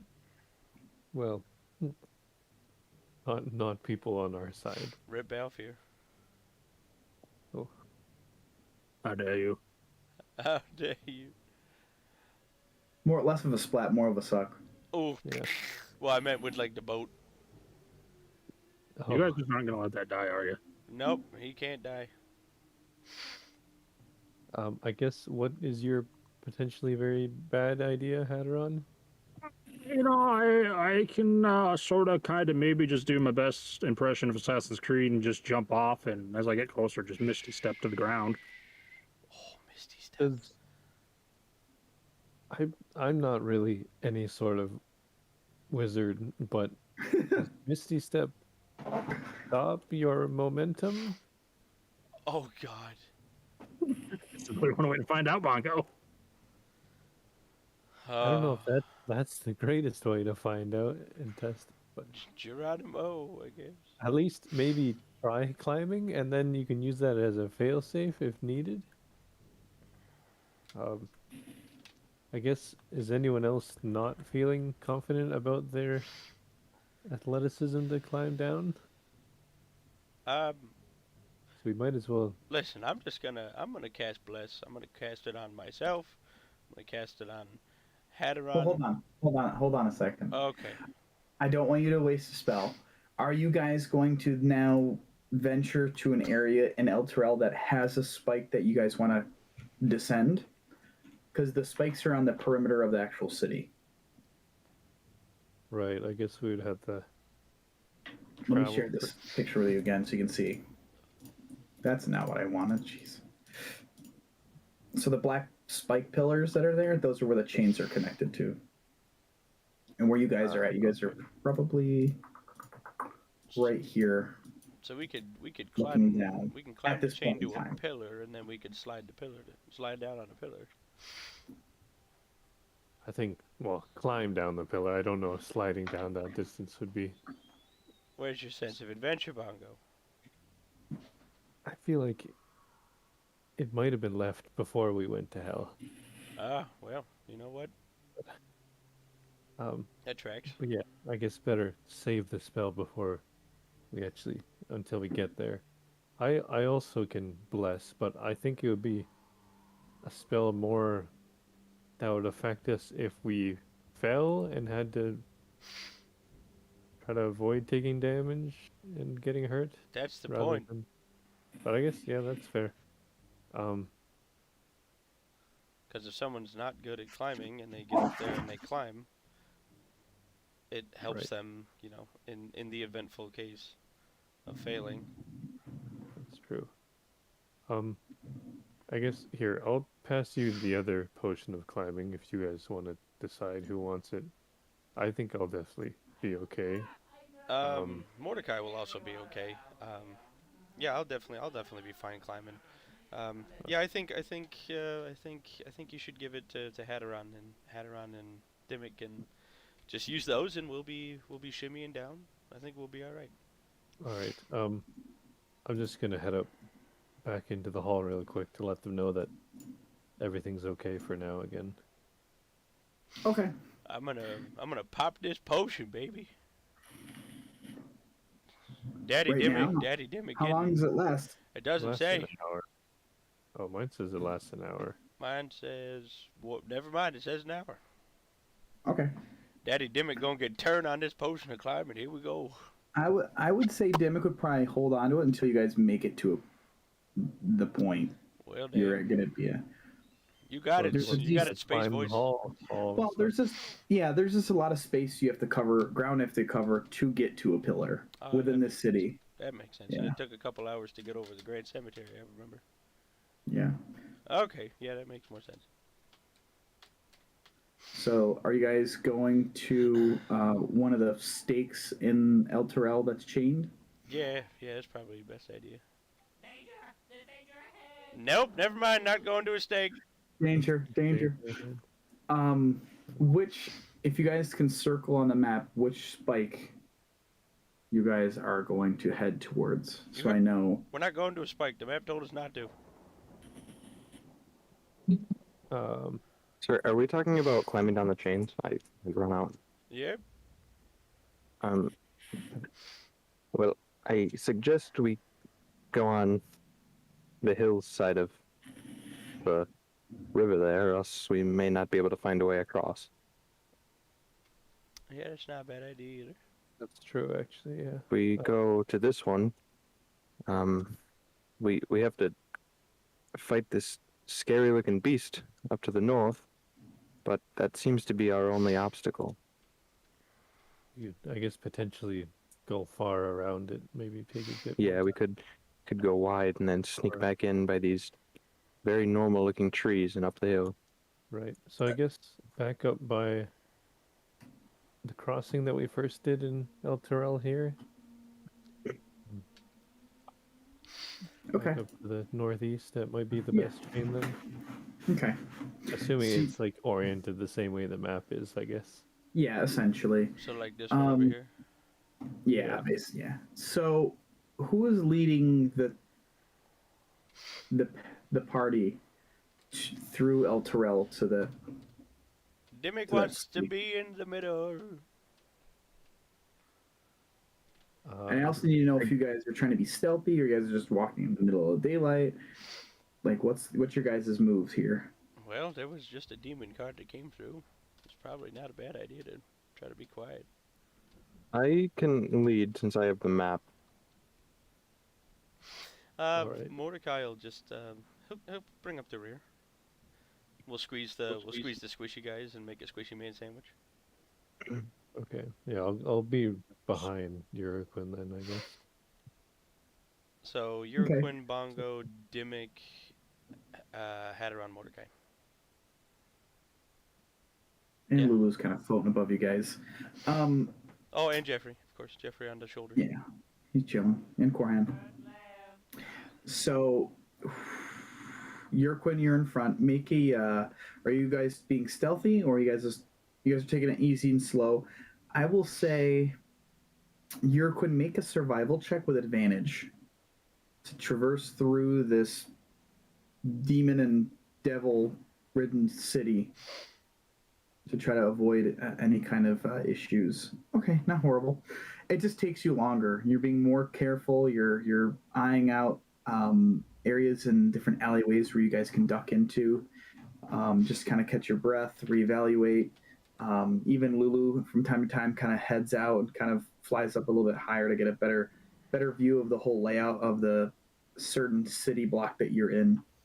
You make your way towards Torm's Blade, which is the bridge you already kind of activated to thwart off the demons, and it's still clear at this point. Seems like perhaps either they've moved on to a different area of the city, or they're just not concerned with this at this point, or they just haven't returned. But after about an hour of taking your guys' time just to kind of not rush it and just take your time to not get exhausted, you guys find yourselves in the northeast corner here. There's a little land bridge that exists between these two basically pool, like lava lake type areas that have started to kind of engulf this northern part of the city that you guys make your way across until you find yourselves on a pretty decimated area of the city walls. One city walls that would be comparable to the walls that surrounded Baldur's Gate are now destroyed in areas, and some areas are completely knocked down in full. It only takes you a short amount of time to find a gap within this wall where there's plenty enough damage, and you guys are able to kind of traverse over the rubble with very little hassle. So now you guys are standing kind of next to this very tall pillar. It's like a reddish, really dark reddish black metal spike that's driven into the ground. That is El Terrell. And just as you're there, you're about 50 or so feet away from the actual ledge. And you can see the part of the chain kind of dangles down off of this spike. And just as you guys get there, I need you all to make a dexterity saving throw as the spike begins to vibrate, and it seems as though the chains are getting pulled down Oh, that's a check. as almost like a river. Everyone's that's close to me will get a bonus of +3. What's the range on that? Is it like 10 or 15 feet? I think it's 10 feet. Okay. Yeah. I would say it's a pretty big area there where everyone who's kind of like grouped up together would probably benefit from that. So it's +3. Yep. +3. Awesome. As the ground beneath you begins to tremble and kind of jerk with the motion of these chains getting pulled down, you all kind of have to steady yourselves. This mini kind of quake comes through. Nobody falls, nobody gets hurt, nobody goes prone, but you guys get the sense that El Terrell is slowly getting pulled into the river Styx, which is not a good thing. Did we notice this when we first got here as well? Like, did we seem higher than we were? They're not. It's hard to perceive because the sky is like a solid dark blackish red, and there's not really anything to gauge. And not with the El Terrell, the chunk of land that's floating being so big, and you guys not really spending any time near the edge. It's hard to even tell. Now, like, you guys have had to deal with this before, where there was this massive quake of the land, and you guys didn't really know what caused it. But now you can realize that it's slowly getting pulled down to the ground floor of Avernus, and with the position it's in, into the river Styx.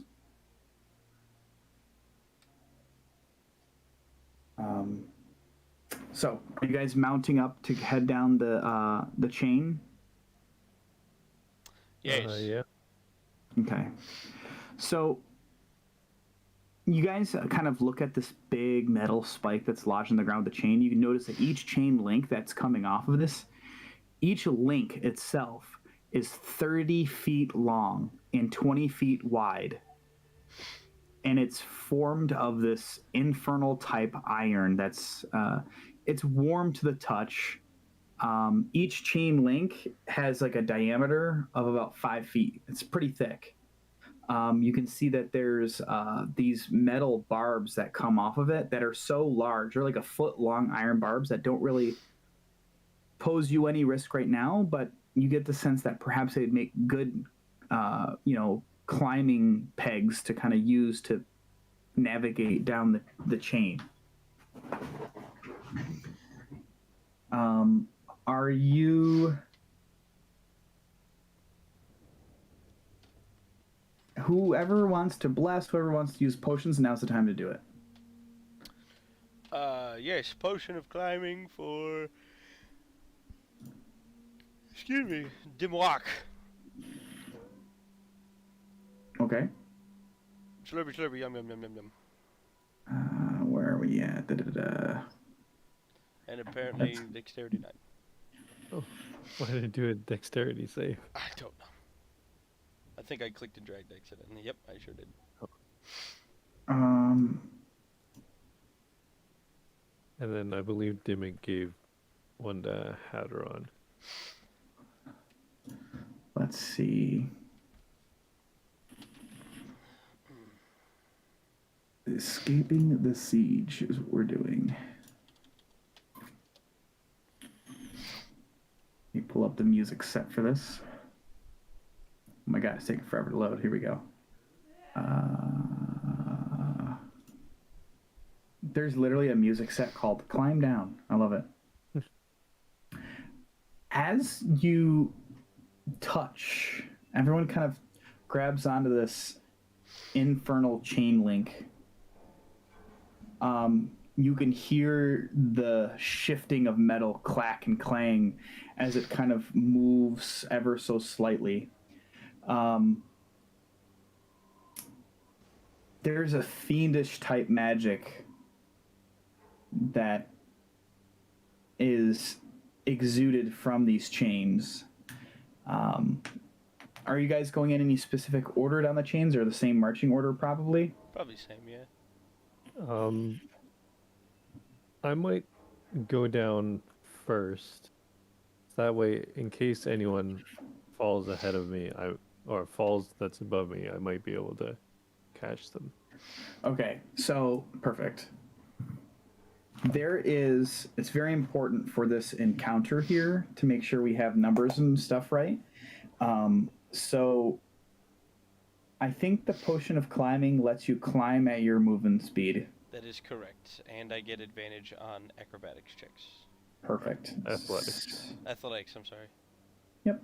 So we've established. Let's say just for numbers wise, Nope. the nope. chains that Did I say athletics or acrobatics first? I don't know. You said acrobatics. Okay, it does say athletics. You're right. Okay. That's why I said you said acrobatics. It's 250 feet of chain that you guys have to descend. Oh. Okay. Okay. So we're gonna mark it as that.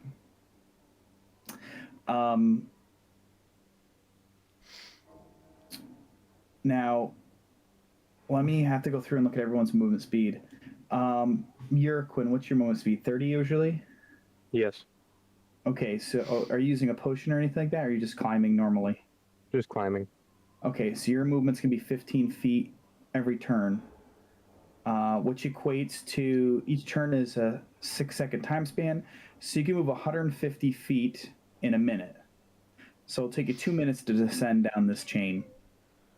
Hadron, are you using a potion or no? No. Okay, so Hadron, you're gonna move, I believe, 15 feet as well. Excuse me. Yep. Okay. 150 feet a minute. Bongo, what do you got? Are you using a potion? No, I would give it to Dimmick. Okay, So so you're going to be moving I have, Go on. 150 feet then? Yeah, a minute? also 30 feet speed. Okay, perfect. Mordecai?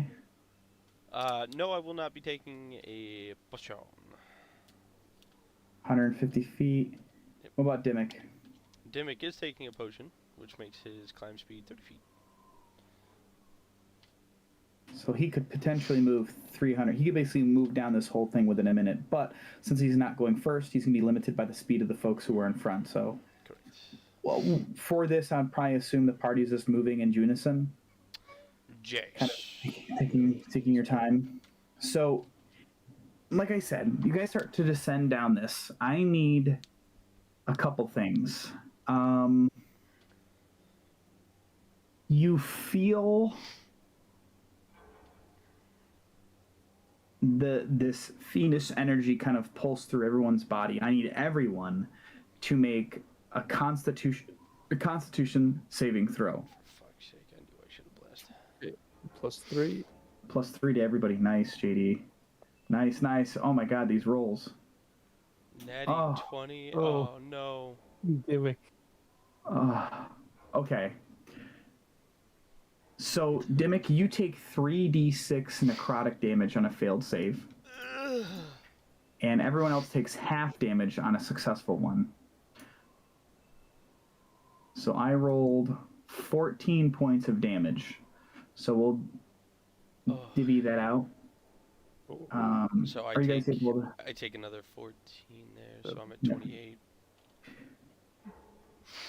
I'm alright. So- I'm alright.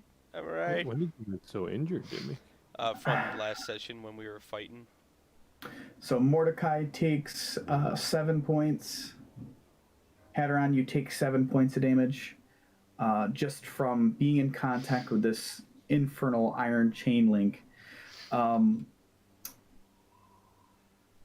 Everyone who failed the save now needs to make a dexterity saving throw.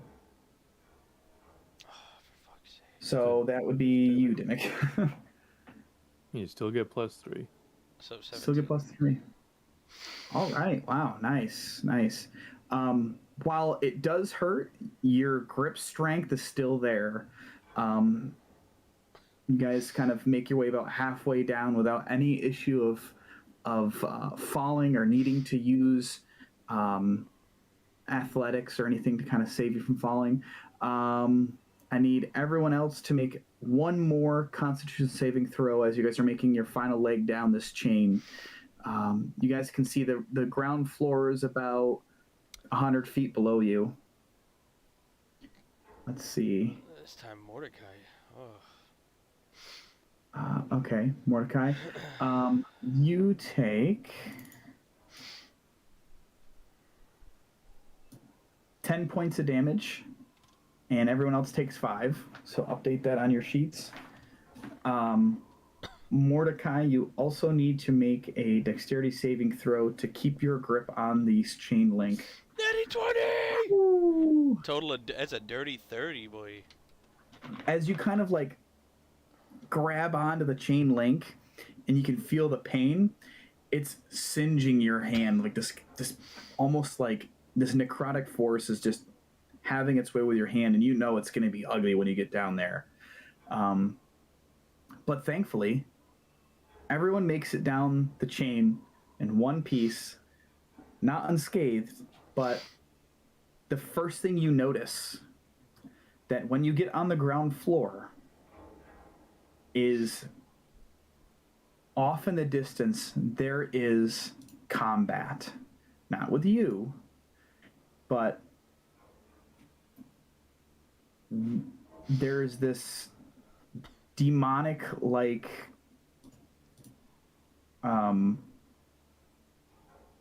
war going on between demons and devils, from what you can perceive, about 100 feet to the south of where you guys are at right now. It's actually down near the southern main chain link that's connected to the ground. You guys were able to decide. You guys picked a chain link that didn't have a fucking war going on at the bottom of it. So kudos to you, Uraquin. And it's this wasteland that's in front of you is kind of like this pale sand-like gravel dirt. It's very, very strange. I would say anyone who is proficient in religion, wow, I don't know what I'm talking about. Anyone who's proficient in history can make a history check right now. As you guys are now on the ground floor of what Avernus is. Dude, Hadron's coming in clutch tonight. Let me see. He's going hard in the paint. Anyone else? Bongo? I have a -1 to history. +8, jeez. Uraquin, are you a history buff? No, sir. Okay. This is kind of like ironic. Something you were thinking about on the way down the chain here, Hadron, was a specific name of a location on the map that spoke to you. Do you know which one it was? Vecna's house. It's just like Vecna Street. Vecna Street. Yeah. Big neon sign. Vecna was here. Oh, he might be AFK. I'll catch up with him later on that. AFA, friend, away from Avernus. That's true. But there's this seemingly struggle that's happening at the base of these chain links, and you can see that out of the river Styx climb different manners of demons that join the fray in the battle between the devils and the demons to the south of you. It's pretty interesting, to say the least. That's already taken care of. Okay, that's taken care of. So you guys are now, Lulu kind of could just fly down kind of next to you guys, and Lulu kind of just pipes up and says, well, I guess from here we just need to go north to Harriman's Hill. My memory serves me right. The sword should be up there. I guess, I don't know if you heard when Uraquin was suggesting, but do you know anything else about, and I'll point to the thing that he circled on the map, like weird creature thing, directly to our north? As you look at the map, you notice that creature's no longer there, and it's on the other side of the river Styx, heading in a westerly direction. Oh, that's dope.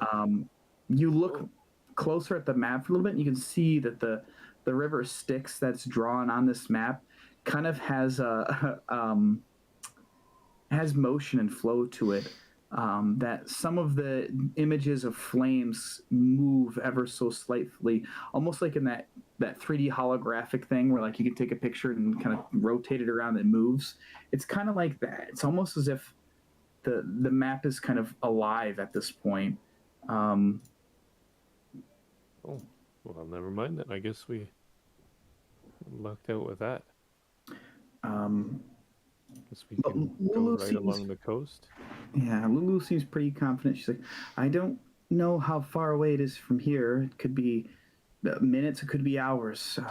We just need to take our time and just be on the lookout. I do remember one thing. There are warlords that roam the lands here. They drive those infernal machines and they love nothing but slaughter and death. So we need to be careful. Oh, Uraquin. I wonder if Uraquin killed one of those warlords.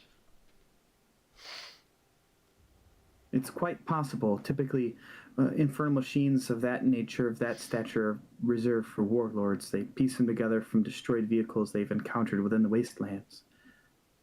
She kind of like shakes her head. She's like, wow, I don't remember how I know that, but I guess it's good that we didn't have to fight it directly. I'm starting to think, yeah, that's probably a good point. Hmm.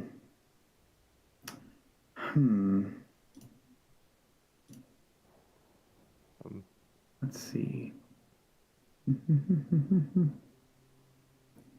it pretty like just open area here then? Yeah, it's like very desert-like, very similar to just blank wastes. Different kind of little sandstorm cloud type kick up here and there, but it's pretty barren in certain areas, especially in the direction you want to travel at this moment. It's pretty bare.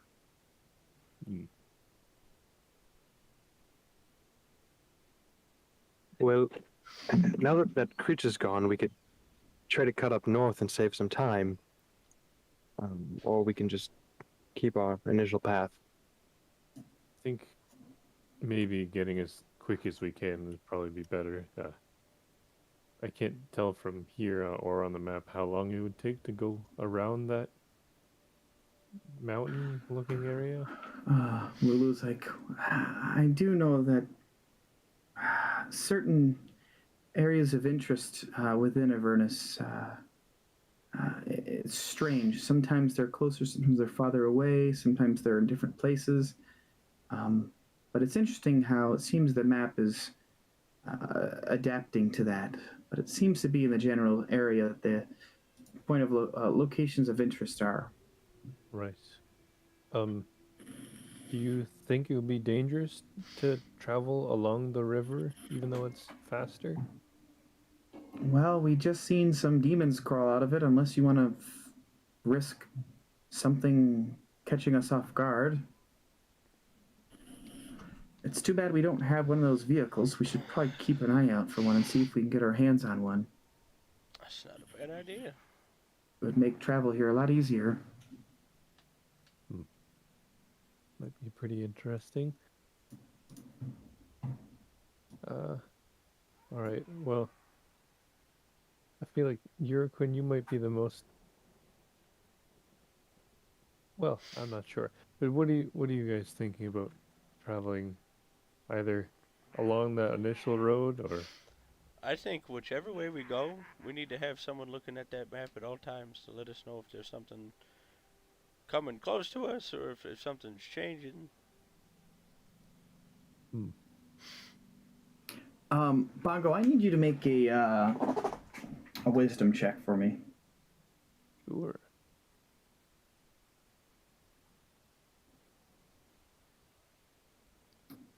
So wise. You have a strange familiarity of the name Haruman.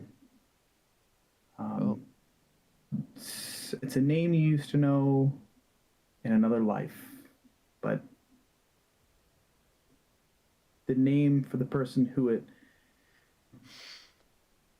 is owned by and who you recall is kind of slips your mind. It's just a very unique name, and it just sticks out to you.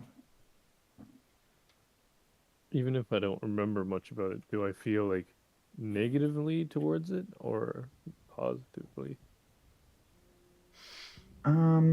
Positive. Okay. Like perhaps a devotee of some sort. Oh. Hmm.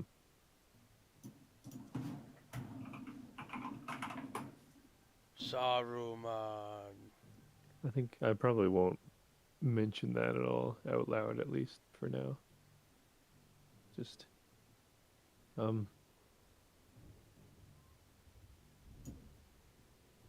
All right. I think maybe just we can start heading along the river and see how things go. Okay. Are you guys keeping the same marching order? I would think so. Okay. Hadron, are you back? Maybe. I did want to say something to you, just to point it out.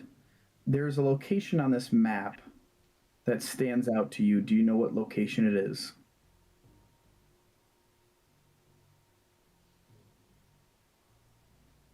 I'll let you just think about that for a bit and kind of take a look over the map over and see.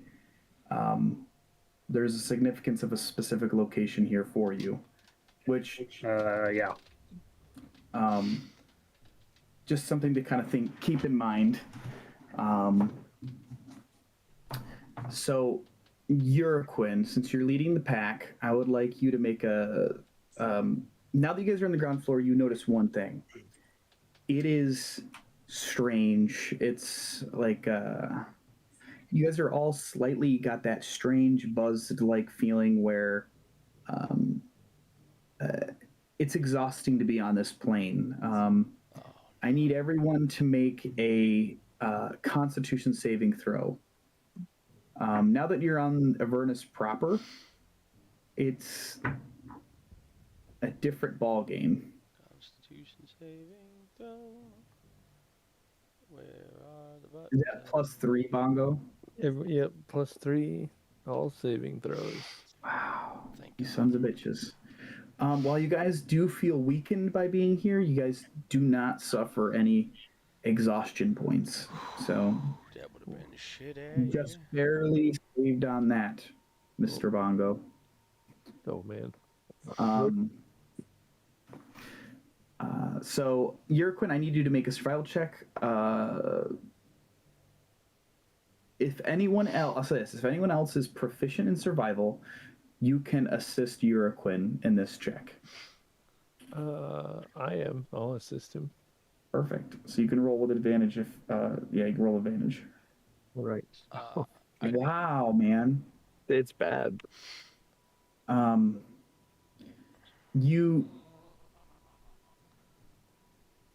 continue out, and as you're kind of referencing the map and looking and trying to get your bearings, you know that you have to keep the river Styx on your left as you're traveling. So that helps a lot. The map kind of laughs at you as you start to drift off into the wrong direction, and you like look up from the map and you look over and go, oh shit, we gotta like, nudge a little bit closer to the river, just so you guys are, on the right side of it and heading northerly for what you guys are using this map as a reference. Time passes and you enter this kind of strange, barren, like wooded area. It's like these charred, blackened trees that have absolutely no leaves on them, and kind of to your guys' like 2:00 is this very large.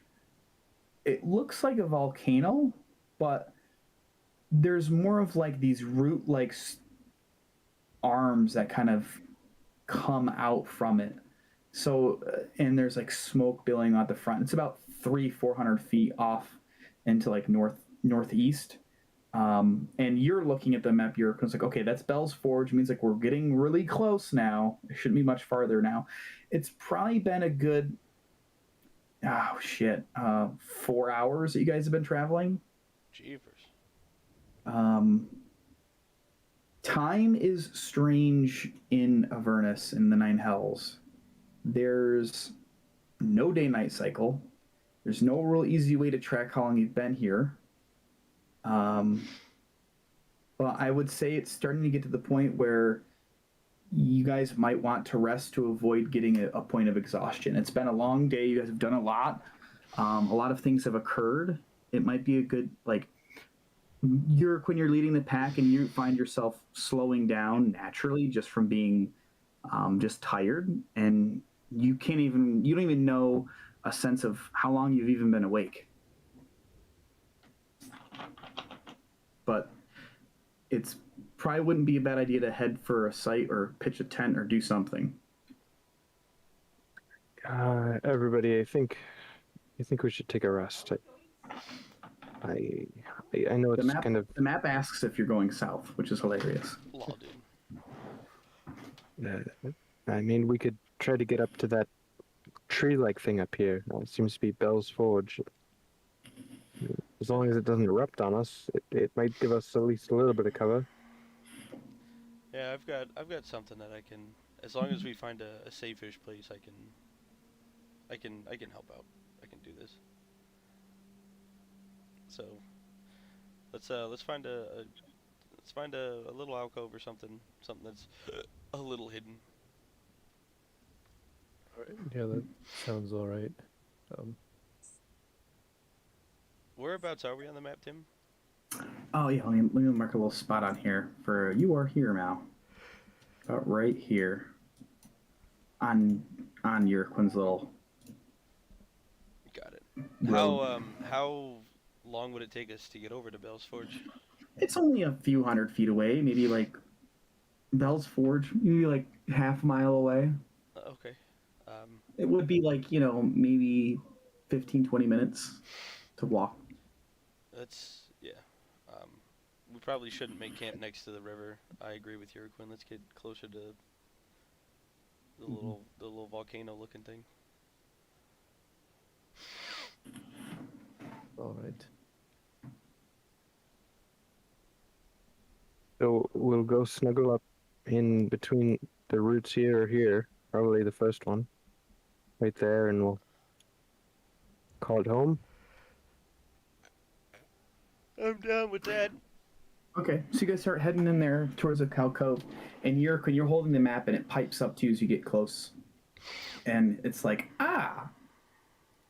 Bell's Forge, an ousted archduke skulking in a volcano, eager to reclaim his stolen throne. It's pretty fucked up in there.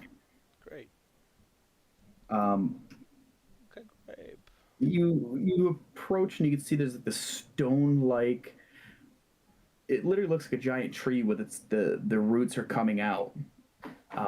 This gargantuan volcano dominates the horizon now as you approach. There's clouds of fire and ash spew from its caldera, and the air trembles with its angry grumblings. A vast multi-layered fortress has been hewn into the volcano's rocky slopes, and you guys are on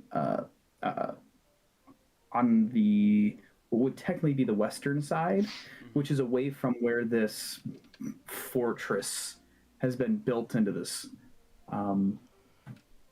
You can see kind of in the distance there's some you guys are kind of keeping an eye on it to make sure that like nothing either comes out towards you or things like that. You can see there's specks of what you assume to be some type of creature or something, dozens, hundreds of them. They're kind of like just toiling about within this fortress, but you guys are kind of keeping low, and you're just on foot, so at a distance you guys don't look like anything other than either a boulder or a rock or something that's insignificant to them. Okay. When we get to that little alcove, I am going to cast Leomund's Tiny Hut. Okay. At 3rd level. 3rd level. Because it's a 3rd level spell. Alright. And Is are there- you able to choose like the color it is, right? Yes, and I'm going to make it the color of the mountain forge, whatever it is, so it blends into it. Very nice. Good call. Good call. Let me see if there's like a Exploring Avernus. Okay, that's fine. As you guys are kind of set up here, it's like I said, it's very difficult to, you know, gauge the timing.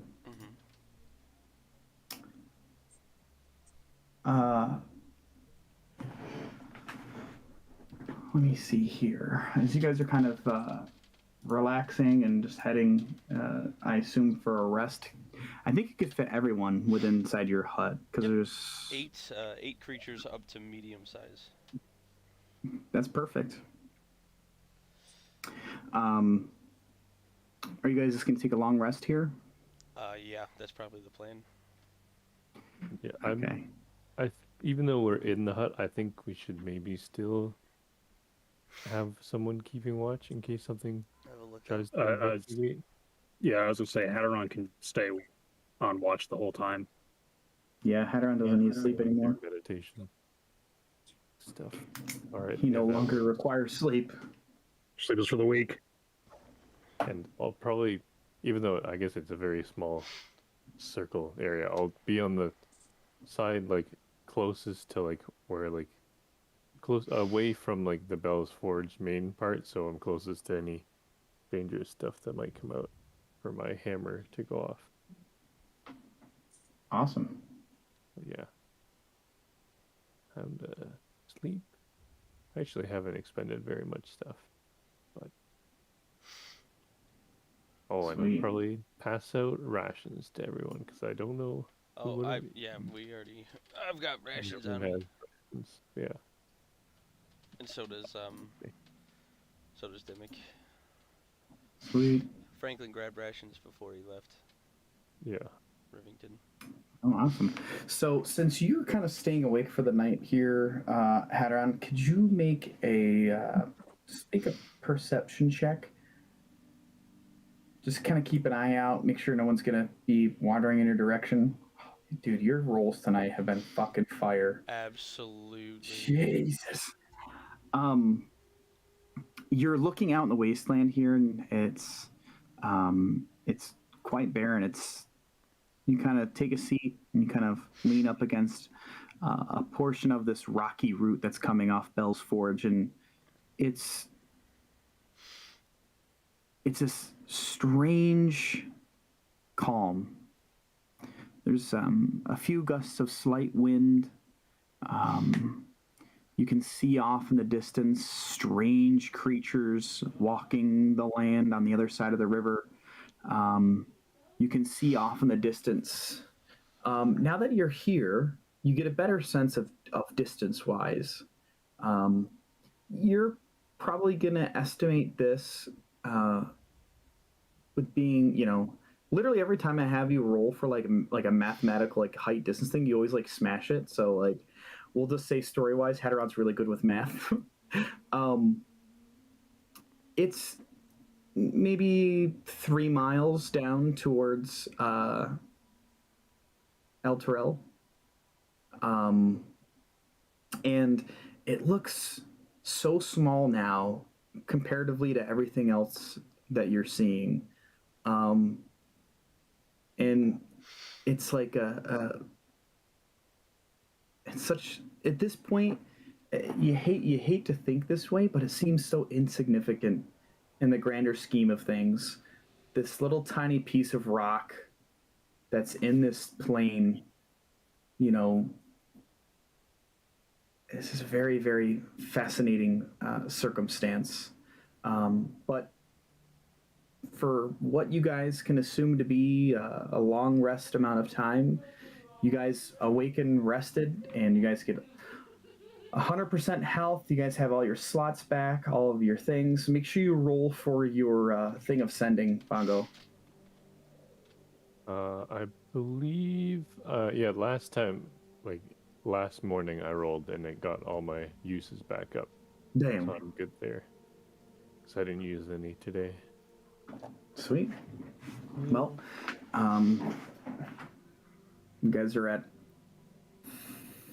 full HP and got your spells and stuff back. Just at that point in time, well, it actually makes sense because your bubble lasts for 8 hours, right? Sure does. Just as you're kind of stirring and you're starting to kind of get your wits about you, Mordecai,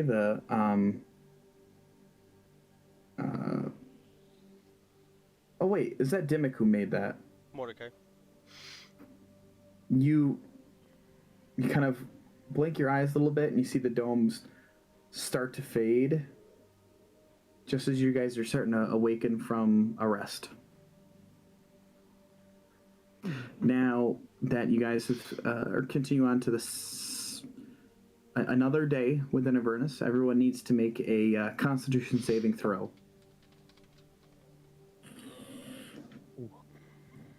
+3.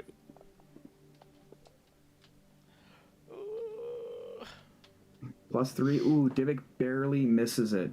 So you get 1 point of exhaustion. Unless there's anything else that gives you a buff for a save. Only bless, but I didn't cast it.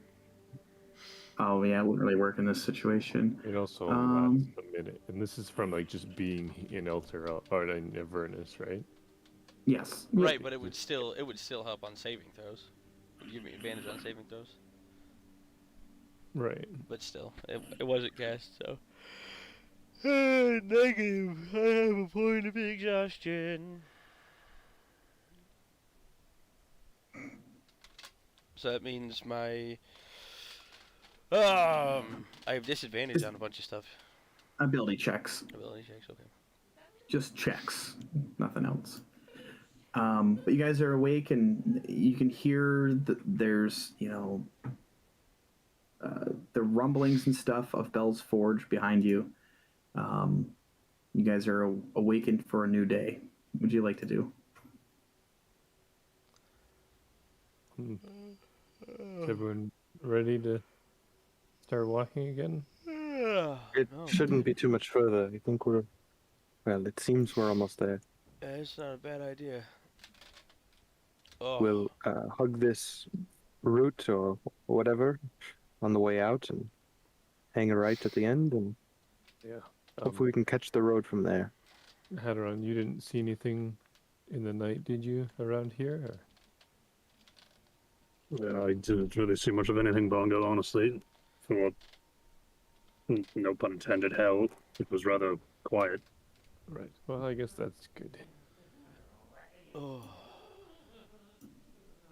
All right. All right. Let me take my Alka-Seltzer and we'll be on the way. Are you following the map, Uraquin, again? Yeah. You This can- time I'm gonna let Anel out. Okay. Sweet. Anel's out. He just kind of lets out this purr and kind of cracks his neck a little bit. And you can see now that you look towards like the north from where you're at, you can see Harriman's Hill. Or I should say Haruman.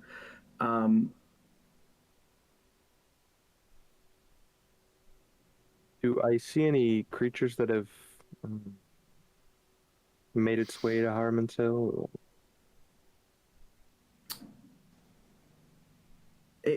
Are you looking for like a specific path? Just anything that has changed since the last time I looked at it that maybe... Oh, I got you. Yeah. Your memory is not really that good, and certain aspects of this map seem to change from time to time, but nothing drastic. Okay, yeah, so I'll try to catch the road as we come out of this route and follow that roadway, pathway up. Okay. Oh, wait, hold on. Somebody pull out the map. See if anything's changed. I think that's what Uraquin was looking at. Well, at least around the hill. Yeah, I think we're okay. Is that? Can we see if like that big creature moved further? to the Yeah, west? it's not even on the map right now. Oh, it's that far. Okay, well that's good. So, you guys continue. I would say you can make another survival check with advantage, as I assume Bongo will aid you in this. I guess I will. Thanks, Bongo. Oh, Yo, jeez, dude, man. dude, every survival roll you've had has been booty trash. Yeah. Like I said, unless you rolled a nat 1, you're still on the path because it's very easy to gauge and you can actually see it. Mainly just making sure that you don't like get too lost or distracted by the map's crazed speeches. You're about. I think Yurquin's not. It's not adding anything to his roll. I don't think Correct. he has a. Do you not have a bonus to survival at all? No, my wisdom. No, my wisdom is pretty low. I'm not the wisest dragon. Oh, okay. Aw, that sounds like a kid's novel, The Wisest Dragon. Yes, you must write it now. As you begin to approach those trees that were kind of speckled on the horizon here, you start to pass more of them as you get closer to Haruman's Hill, and you notice they are like iron. They're like metal trees that are jagged. They look almost like these.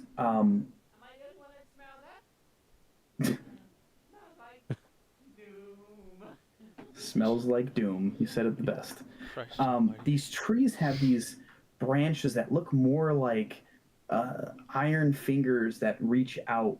And as you get closer and closer, there's wrought iron trees line a trail that leads up to the summit of this steep hill.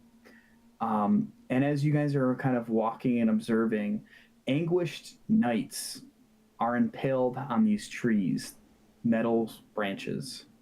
Their bodies writhing in torment as bloated sturges feasts on their blood. You can see there's these about 20 or so of these flying-like creatures that look like a strange, deformed style of like almost like mosquitoes. They have these long kind of snouts, and they're like pinkish in color that just kind of fly above. And every now and then, as you're walking up this path, you can see one will fly down and like start to feast on one of the bodies, and this just screams. And as you're walking, Quinn, you hear the map kind of speak out to you. Behold, Zariel's dog crucified those who betrayed his mistress in battle.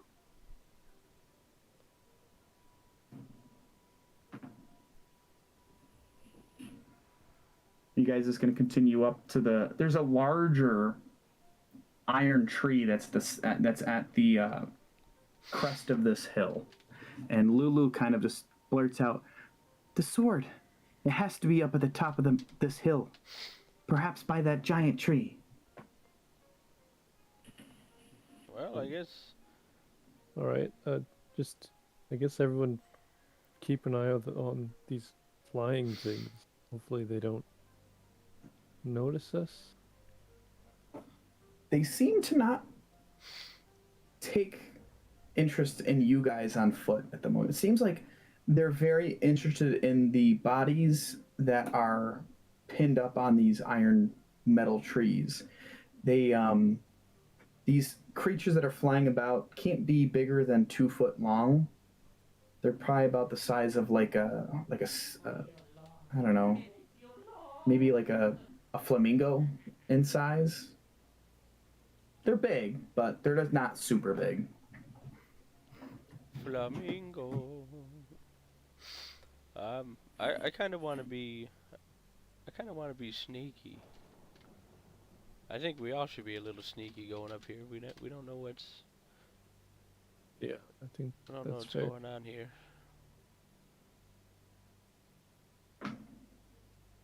I'll move up. You guys, Dimmick will move up stealthily. okay. Are any of you guys Any others trying to be Yeah. stealthy? Yeah. I think Sure, Hadron will try, but probably not. I kinda Hey, feel that. listen, buddy. I believe in you tonight. I want everyone to roll stealth check if you guys are trying to take it slow and easy and just try to be aware of the surroundings. Bruh, I'm dead. Oh, Um, Why do I Uh, have had- why do I have armor penalty? I have it because of my heavy armor. But if- I'm proficient in heavy, medium, and light armor. I think you still get the penalty, but you don't get a penalty to like your speed or something like that, or checks. I don't remember. let me see. Your inventory. You are wearing half plate.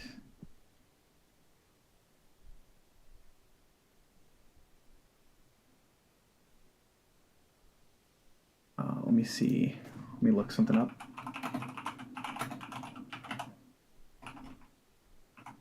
Man, we are not a stealthy bunch, are we? Oh yeah. So if you don't meet the strength requirement for the armor, it reduces your speed by a certain amount.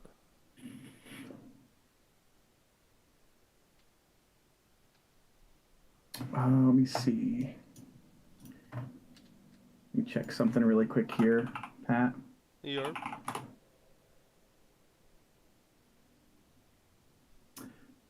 What is half plate? Technically medium? Yeah.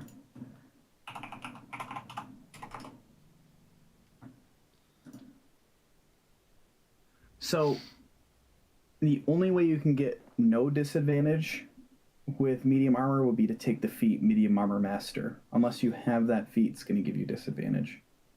jeepers. All right. Well, either way. Or I have Well, no either rule. yeah, either way, nobody succeeded. The majority of the group failed. So here's the thing: you guys are kind of, to what you guys can feel, being pretty stealthy. A couple of these sturge-like creatures kind of eyeball you, but pay no mind. As you get closer to some of the trees that have these poor souls that are impaled on it, that are screaming for help, when you walk close to them, they start to get closer to you. But as you move away from one of the trees that's impaled and you don't do anything about it, they just kind of continue doing their thing. You eventually make it to the summit, the very top of Haruman's Hill. And there is a very peculiar character at the top. Let me open up the picture here for you so you can see. So this is kind of like what you see. This is the entity near the summit of the hill. He's got kind of like this very golden blonde hair, pale skin, eyes are bloodshot red, multiple spikes through his body, and Hadron, you immediately pegged them as an elf. Gross. But as like your guys' footsteps get louder as you kind of approach him, he kind of lifts his head up and he's like, please help me.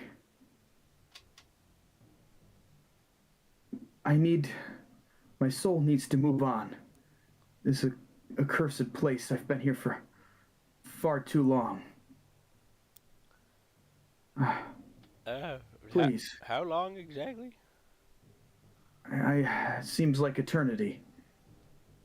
I don't have a calendar. I've been stuck up here for a very long time. How would we help you? Just pull me off this.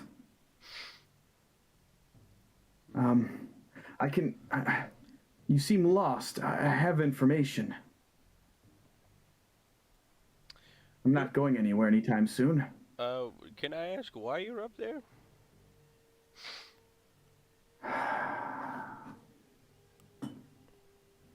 Well,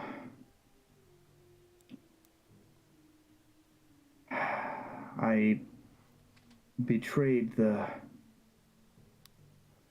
person I helped serve. I was put up here by Harumena's judgment. So you betrayed someone you served, and you want us to trust you and let you down. So you have no mercy. It's not necessarily mercy, it's just common sense. Who is this Haruman that this hill is named after? He was, who is he now or who was he before? That's two different questions, I guess. I guess both questions, but who he was? I guess. Well, I met Haruman when I was here. When we served Zariel. We were part of a group of warriors who joined up with the angel Zariel in her assault on the Nine Hells.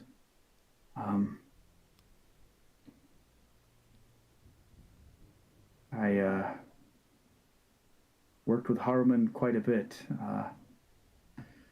He used to be a paladin of Helm. He's one of Zariel's most devoted Hell Riders now. He kind of coughs and like blood kind of comes out, and you notice as he kind of coughs up a bit, you notice these long, elongated fangs that he has. And he's like, Haruman crucifies deserters to Zariel's cause on what he likes to call coward's way. Each soul is pinned up on a tree. And you kind of look above where he's hanging, and inscribed in this tree is deserter. And he just kind of coughs a bit. And he's like, please, just let me down so my soul could be at rest. Hey, I can tell you more hey, before that. hey, Lulu. You recognize this guy?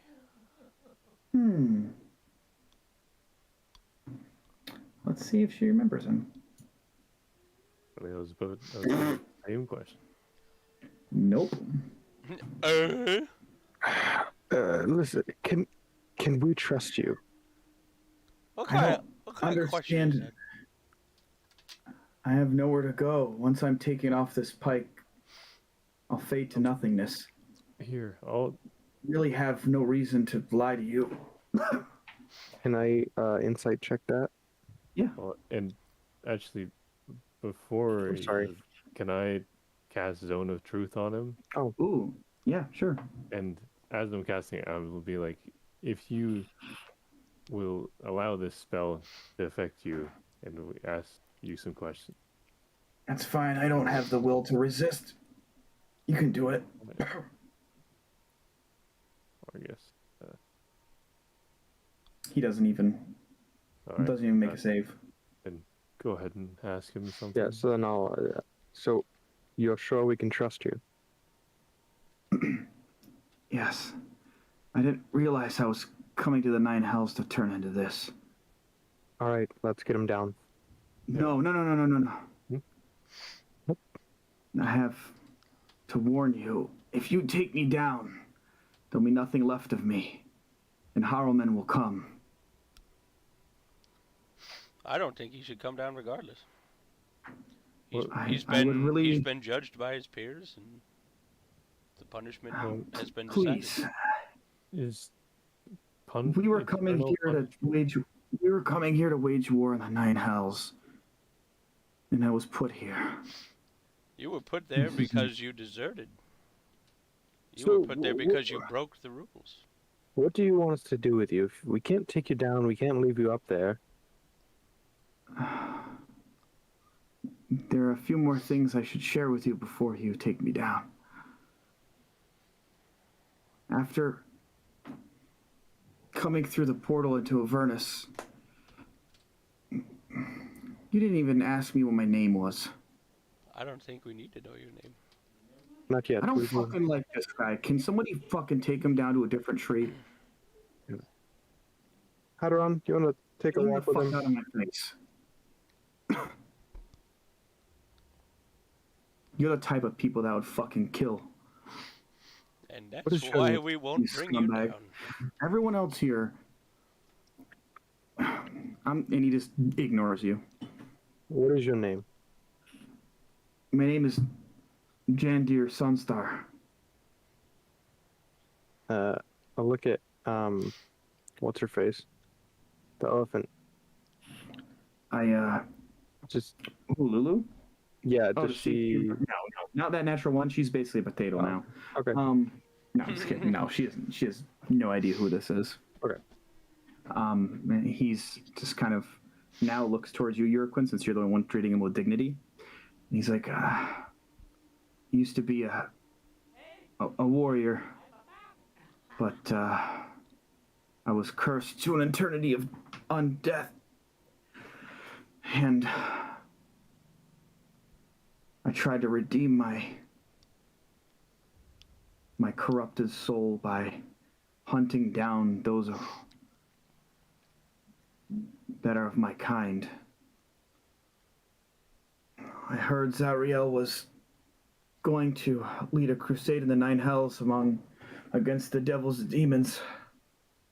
So when I came through the portal into Avernus, I panicked. It wasn't what I was expecting, so I fled back to El Terrell. And I betrayed one of our comrades by sealing the portal behind them.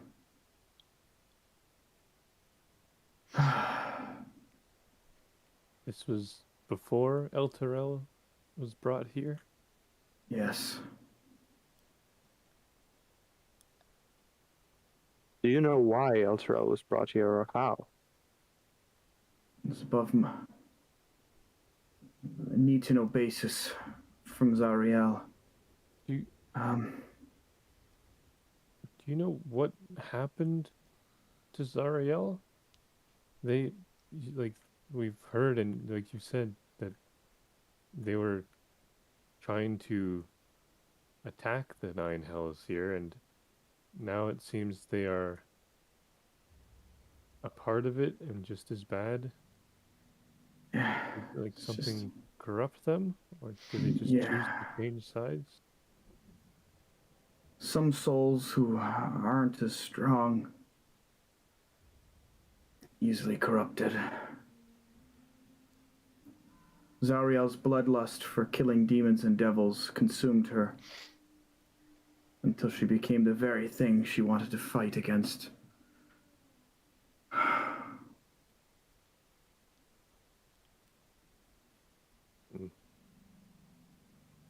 So, go ahead, Banco. I was gonna ask what can we do to help you then? Like Yurikun said before, if we can't bring you down off of this Take tree. Take me down. I would like for my soul to rest. So you're asking us to put ourselves in a position where we have to fight for our life. You Essentially. also, I know you it's a also big ask. abandoned your comrades. And You Ella is fucking currently idiot, still here. standing in front of you, blocking you off. That idiot's still here. Hey, no mind. Wow. He must be fun to travel with. Says the one that sacrificed his comrades. You sentenced them to death the second you closed that portal, and I would never do that, even if these people don't call me their friends.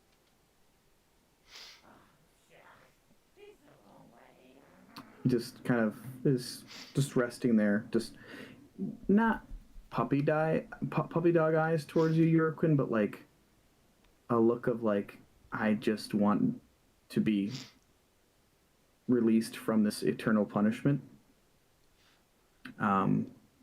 He doesn't really have anything to say about, Haruman coming. It's not worth the risk, Euroquin. It's not worth Do it. you, Jandir, do you know about Zariel's sword? Do you know if it's here?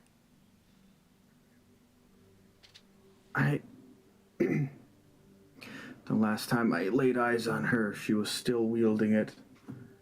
But that was, I don't know, months ago, decades ago. It's hard to recall. These wretched little creatures suck the blood of those others on their own spikes and come here and inject me with it to keep me alive, to continue my suffering. If we took you down and brought Haruman here, would Zariel follow? I don't know. It's not. Maybe. Well, it seems like we need to. I mean, we have to find her, and it seems like that may be the only way for us to find her is to bring her to us. That's not the point. This man deserves what he is receiving. Can you really blame a person for being terrified coming here? I can't blame a person for being terrified, but I can blame him for sacrificing others on his own cowardice. He sentenced them to death on his own accord. Has he not been punished enough? No, this is his punishment. An eternity feeling what they felt. I mean, I don't think they felt for a long time. I think they just kind of, It doesn't died. matter. He needs to pay for his crimes. He was judged by his peers, like I said before. and How long have you they- been here? How long have I been where? In the Nine No, Hells? not you. Turn back to the guy. He's answered it like 3 times already. Sorry, my bad. I Um, don't pay attention. He doesn't know It's how all long good. he's been here. I He's thought been you were the expert note taker. Yeah. Jander just kind of like looks at you and he's like, it's hard to tell. I don't know. It feels like an eternity. See, Dimmick, he's been here so long he can't even tell, and you want him to stay longer. Absolutely, I do. An And eternal punishment should not be put on any person. But this And isn't our decision to make. Says who? Says the Me? people that he did this to. Says the people that put him here. The people who Nick. put him here are workers of the Nine Hells. But the fact that they made this decision maybe means that we should go against it. But I don't think And we're gonna be that just any like form him. of punishment without allowance for them to be redeemed and them to be forgiven isn't a punishment. It's torture. But we become just like him then. We make a decision for somebody else. Or That's freeing not a how this man- works. You're freeing a man that has been sentenced to punishment. I'd like to hear what Mordecai thinks about this. he's like a Dimmick and Mordecai fighting.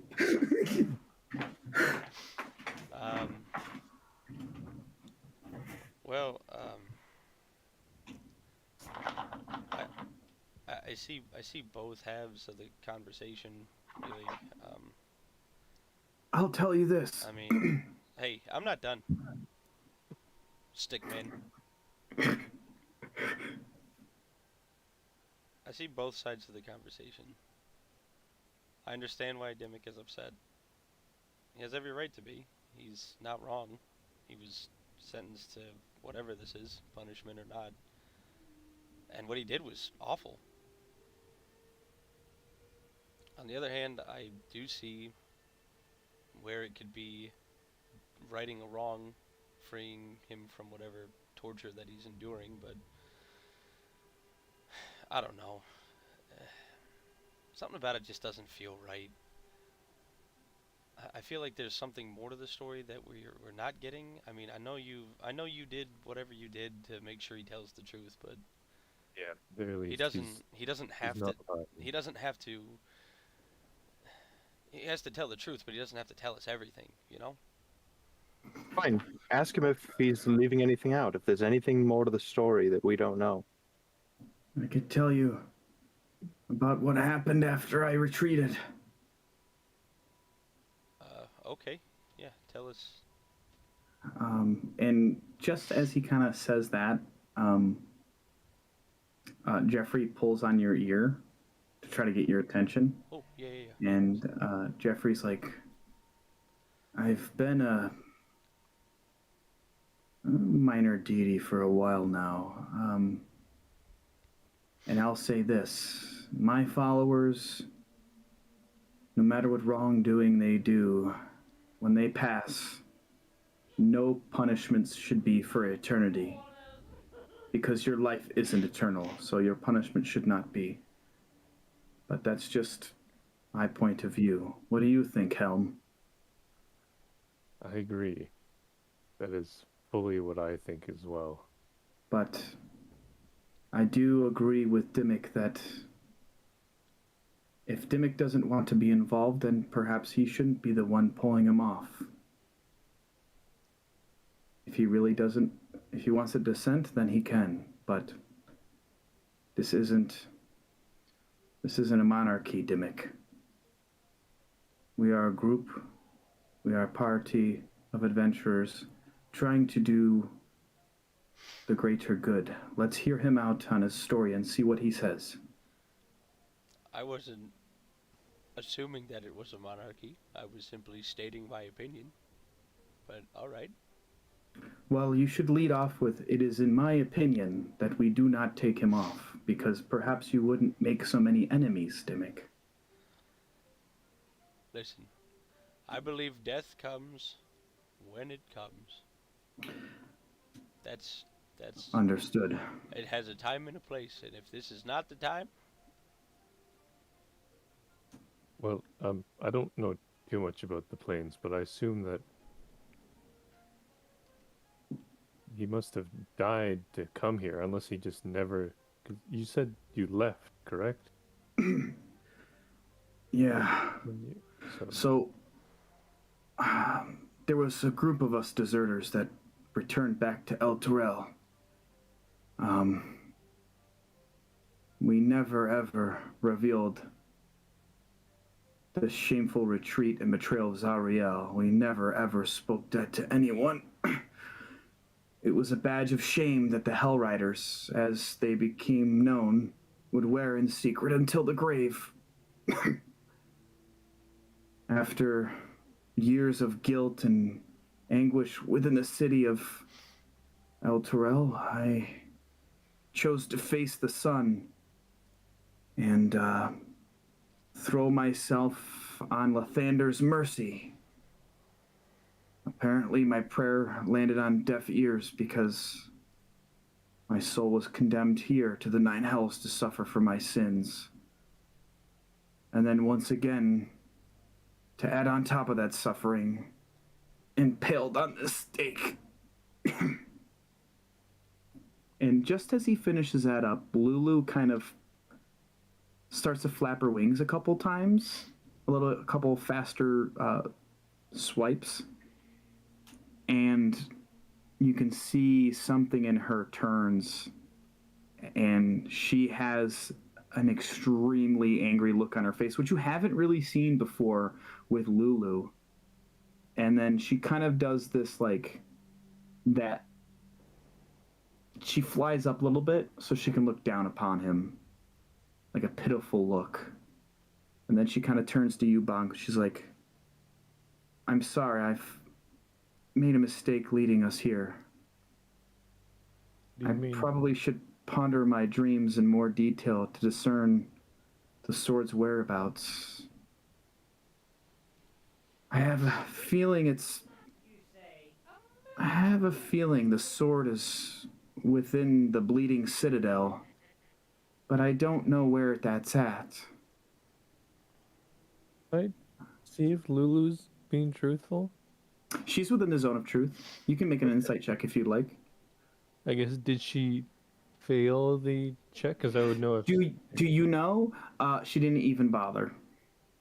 She she's always been forthright, and it doesn't phase you that she's like whatever. Gotcha. Okay.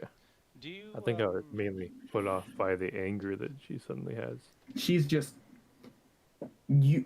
Make an insight check. Let's make an insight check. Okay. Sure. Do you know if you can die while you're up there? No. Unless these stupid fucking. I don't think I'll ever die. They keep feeding me blood. Any sturges that die, more come. Haruman makes a round every now and then to make sure, specifically, that I'm still here. Is it the blood that's keeping you alive, or is it something else? Yes. Okay. Yep. If the blood stops coming, then I'll just be desiccated, but I will soon pass. What about this? The blood is coming from the other bodies. What if we take down the other bodies? They can't supply blood anymore, but we also don't take you down specifically, so Haruman does not come. Would that make him come? Or is it I'm only pretty you? sure I've seen a body fall off just over time, and before I could even get a sense of what happening, Haruman was here, trying to see if somebody let the poor soul down. I'm gonna look at him as I'm thinking about like the blood and everything. I'm gonna cast Dispel Magic on him at 3rd level. Okay. Let me see how this works.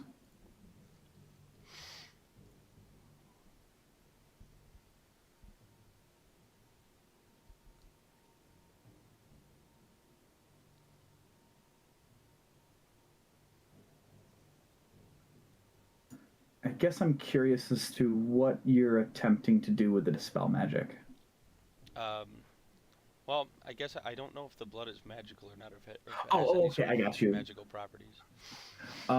No magical properties. He does have like faint magical type armor on that's like maybe like a bracelet or something, but nothing that's for his being or nothing connected to the blood.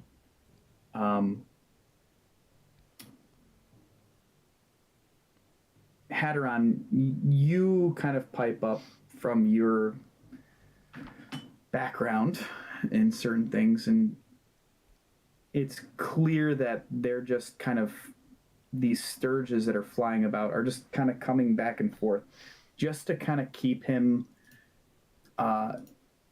basically hydrated enough with blood to not die. Because if he doesn't get any blood, you would just die as a vampire. But that's what the sturges look like, just as a little note. How Fucking weird looking fuckers. Creepy. from what Yeah. he's told us so far, do we know how long he could go without being fed that blood? Is it 24 hours? Like it has to be administered Well- every so often? Are you asking that in a group setting, or are you asking me as a DM? As a DM. Because, okay, who is asking? Frank, Mordecai, or? Mordecai. Then I would want Mordecai to make an intelligence check Got it. to see if he even knows about vampires and the about. Okay, not horrible. That would have Let had me- mine, but not bad. It's not horrible. Let me pull up. You know what I'm gonna pull up? What do you think I'm gonna pull You up? heard the map. You heard the map. Oh no! D&D Beyond. You bet your ass. Damn right. Okay. Okay. Description here. From death, chained to the grave.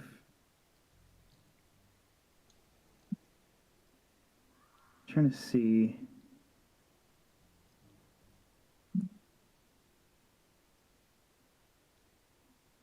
If there's anything in here of how long he can survive without blood.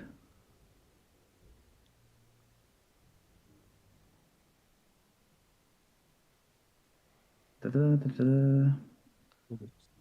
Actions, descriptions.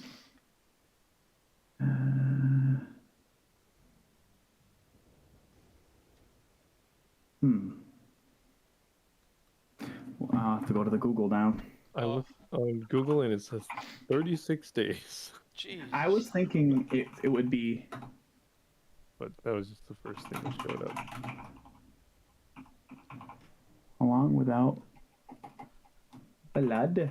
I just want to make sure I get it right. I'm fairly certain it's pretty long.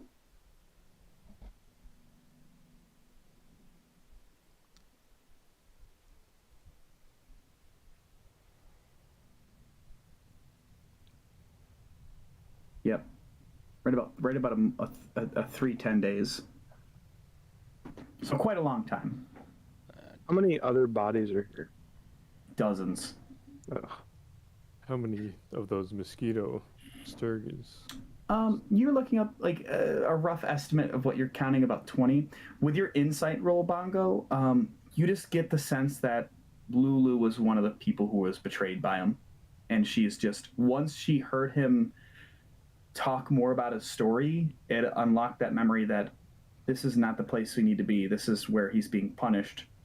And that's And- what she remembered, maybe? Yeah, and she remembered that, oh shit, like, we need to go find the Bleeding Citadel. That's probably where the sword's at. Not Harmon's Hill. Gotcha. Have But we she's- asked him if he knows about this Bleeding Citadel? No, not yet. Seeing Lulu like that, Dimmick will notice, and he'll. Mhm. Is everything all right, Lulu? You okay? In Fine. in Celestial. She just kind of turns to you and she goes, fucking deserter. So Which you, is weird. so you remember him. Jeez, Lulu, watch your language. I'm sorry. No, it's okay. I understand. Lulu, do you believe that this man deserves this?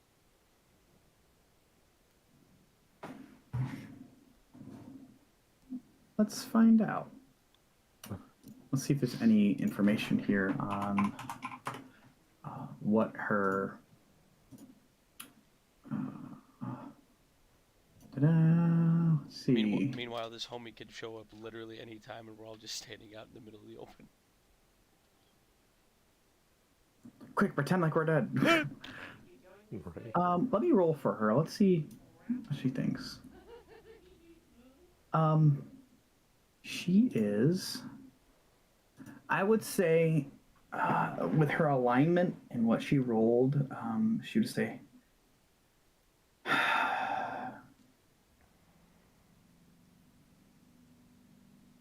all I'm saying is, even though he deserted me and Zariel,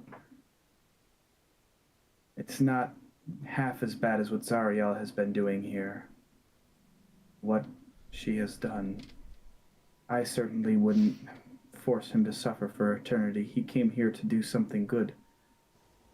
To try to help stave off the evil that exists here with Zariel and myself. I mean, honestly, if it was just me, I would probably give him a piece of my mind and then take him off. Jeez, sorry. I'm almost feeling a similar way, but I know that the people of El Terrell are depending on us to find the sword, get the city out.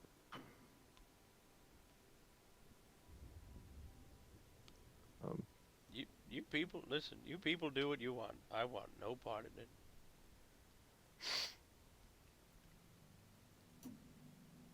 And I'll switch it back to common now and just I don't know if we can I don't think it's a good idea to take you off now with the risk of. Well, we don't even know if Haruman would just destroy us all. Perhaps.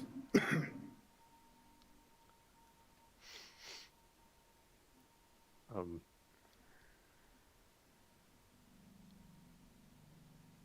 Well, Lulu, what was the place that you mentioned?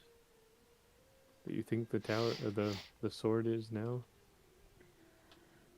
I don't know. We need to go somewhere safe so I can think about where the Bleeding Citadel is. Bleeding Citadel is one. Yeah. I guess she can't speak common. I was gonna get her to say it to, but Uh-huh. Jandir, do you know what the Bleeding Citadel might be? Or a place that would be called that? I have to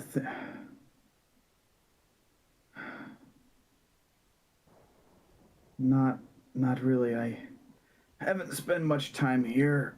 Once I arrived after my death, or my undeath, it's like Haruman knew he was expecting me. I'm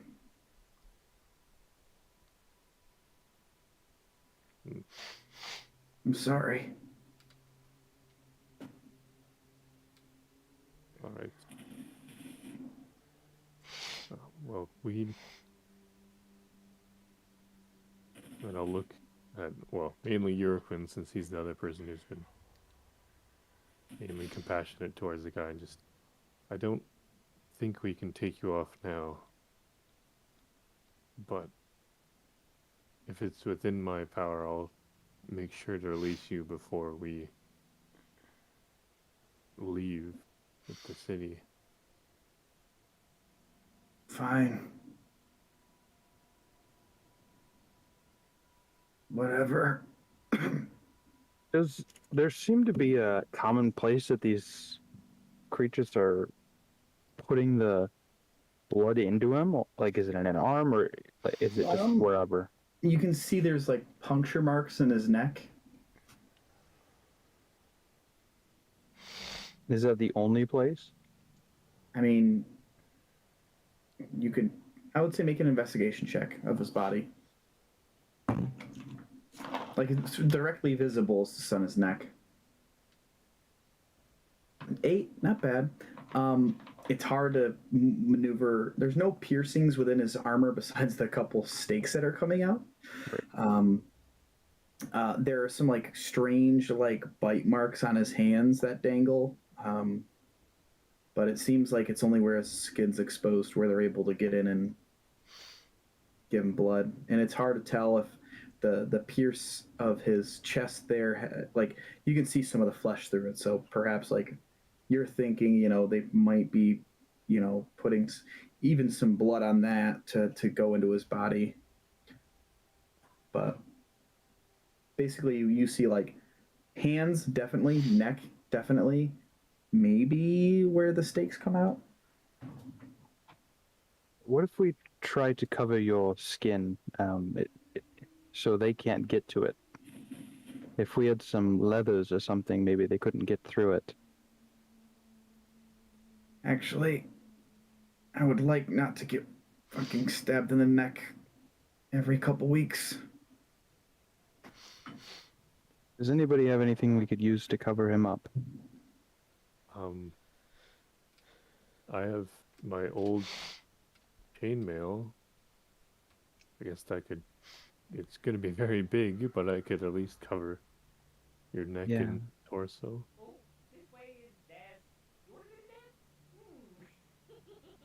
And I'll pull that out and put it on him. Okay. Kind of situate it over his head. You kind of give him a nod as you do and put over his head. His hands are still exposed, though, because the chainmail doesn't quite get over the large spike outside of his chest. Yeah. He's like, thanks. At least I could still see through the chain. Anybody else? Anything little to cover his hands with? Like, not carrying much.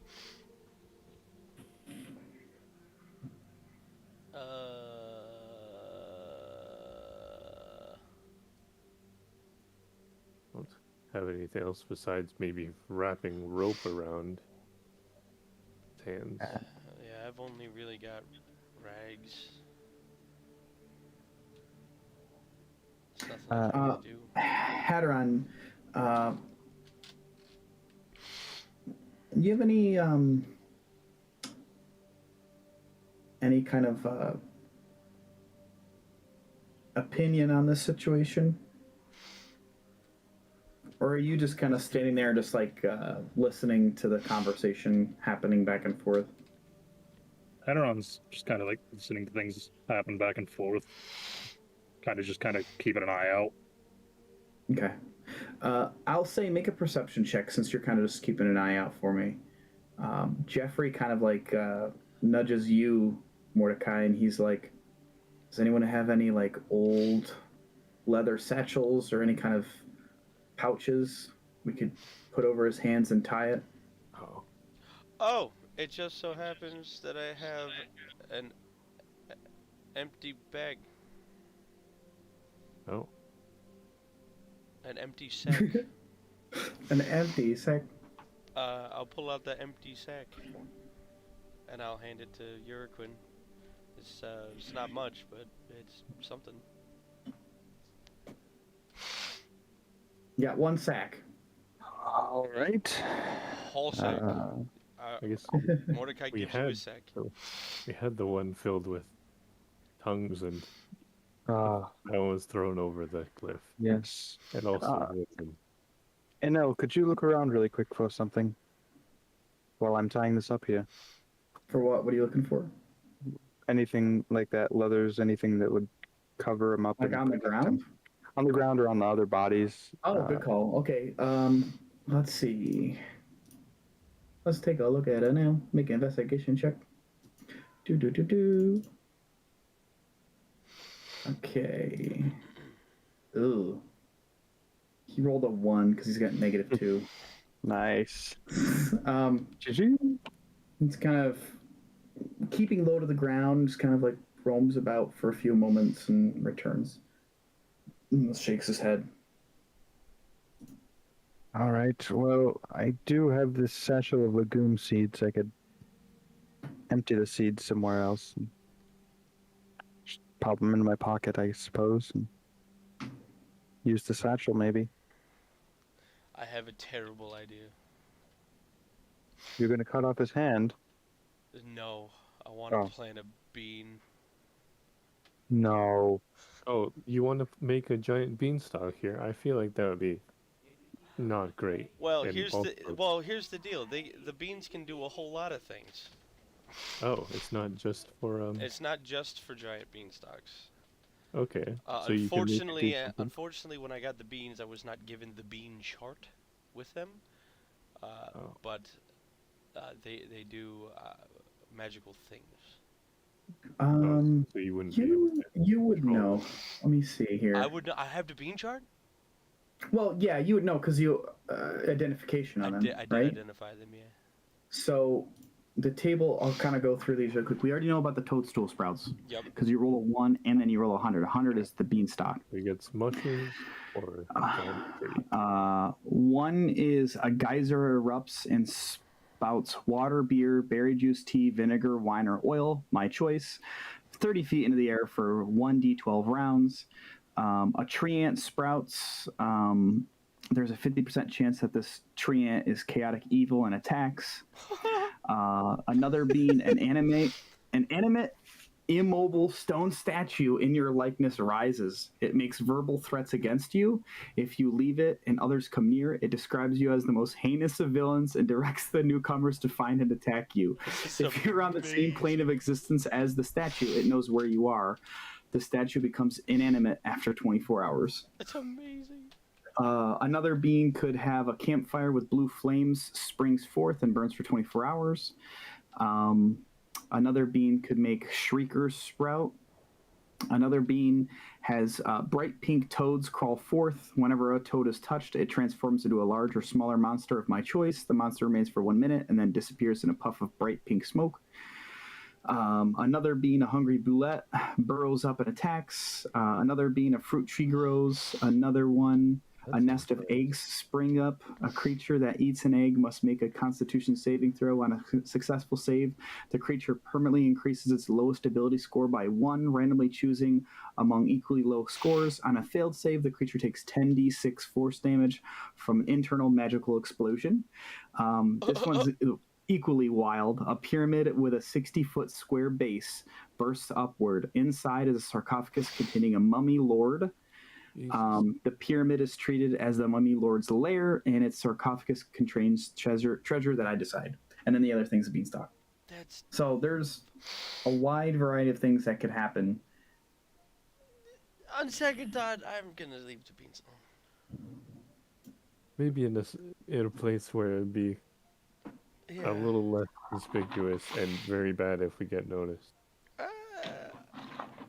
Yeah. Oh, yeah. Okay. As you guys are kind of having this conversation and figuring out what to do with the hand, Lulu's kind of like sitting on the ground and just like head down, just thinking very hard. Can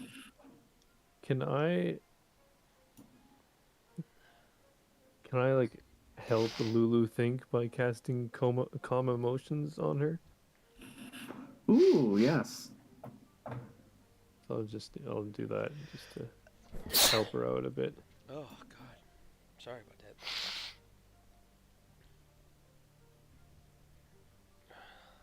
She's still just there, kind of focused. Yeah. Uh, Pat her on the shoulder and cast that to her. okay. What? Anybody can do anything for their hand?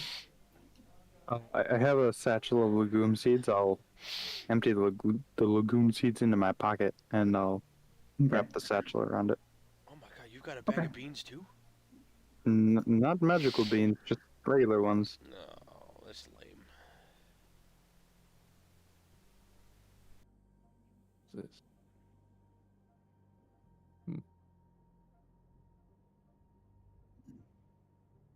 Dick. Okay. That's fair. I'm trying to look if I have an ivory drinking horn, apparently, that I could see if his hand will fit in that. Oh no, I took care of it. It's all right.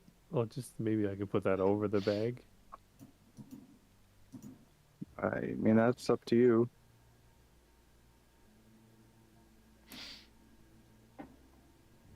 I guess it probably won't do anything. I'll keep it. But I guess we need to find out where this place is. Have you remembered anything, Lulu? I know that there's two places, two directions we can go, but I'm more keen on one of the locations. I don't think the sword's there, but I believe it's the path we need to take to acquire the sword. I think I understand now that it's not a direct route to recover the sword. We need to... This is going to be a journey. I hope that's okay with you. It's not going to be easy. And I would understand if you were to back out and head back to your home plane. Well, I mean, we came here to free these people, and at least that's what I plan to do, though living here. She's kind of looks to you, Bong. She's like, could you have Yurquin come over here with the map? Oh, yeah. Yurquin, Lulu wants to look at the map. She maybe has a direction of where we might find a path of some sort to get to the sword. Well, all right, and I'll hold it up to her. She kind of uses her trunk to kind of like almost like drag her, like you drag your finger around looking for like a name in the yellow pages, and she goes here, and she points to a structure that looks like two spires coming up and lightning, electricity coming off from the center of it. And she just like looks towards you, Bongo, and says, "The demon zapper. I believe our journey must go there next."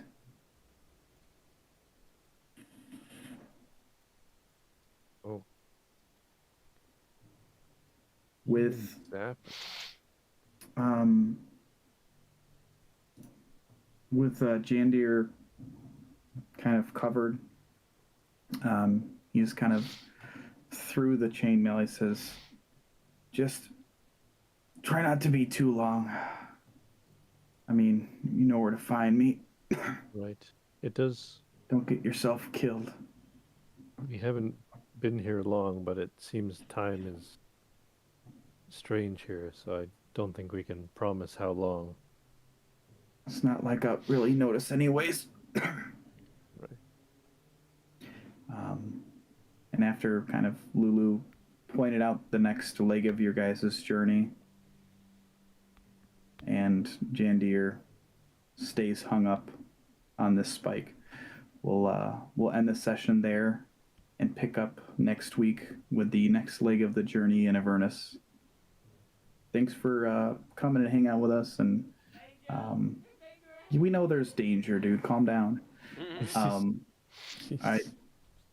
I know it's been we've been off for about a week, and it's been like a couple weeks here, but ready to get back in the swing of things. Yeah. Thanks again. Everybody say goodbye. Goodbye, Goodbye. Goodbye.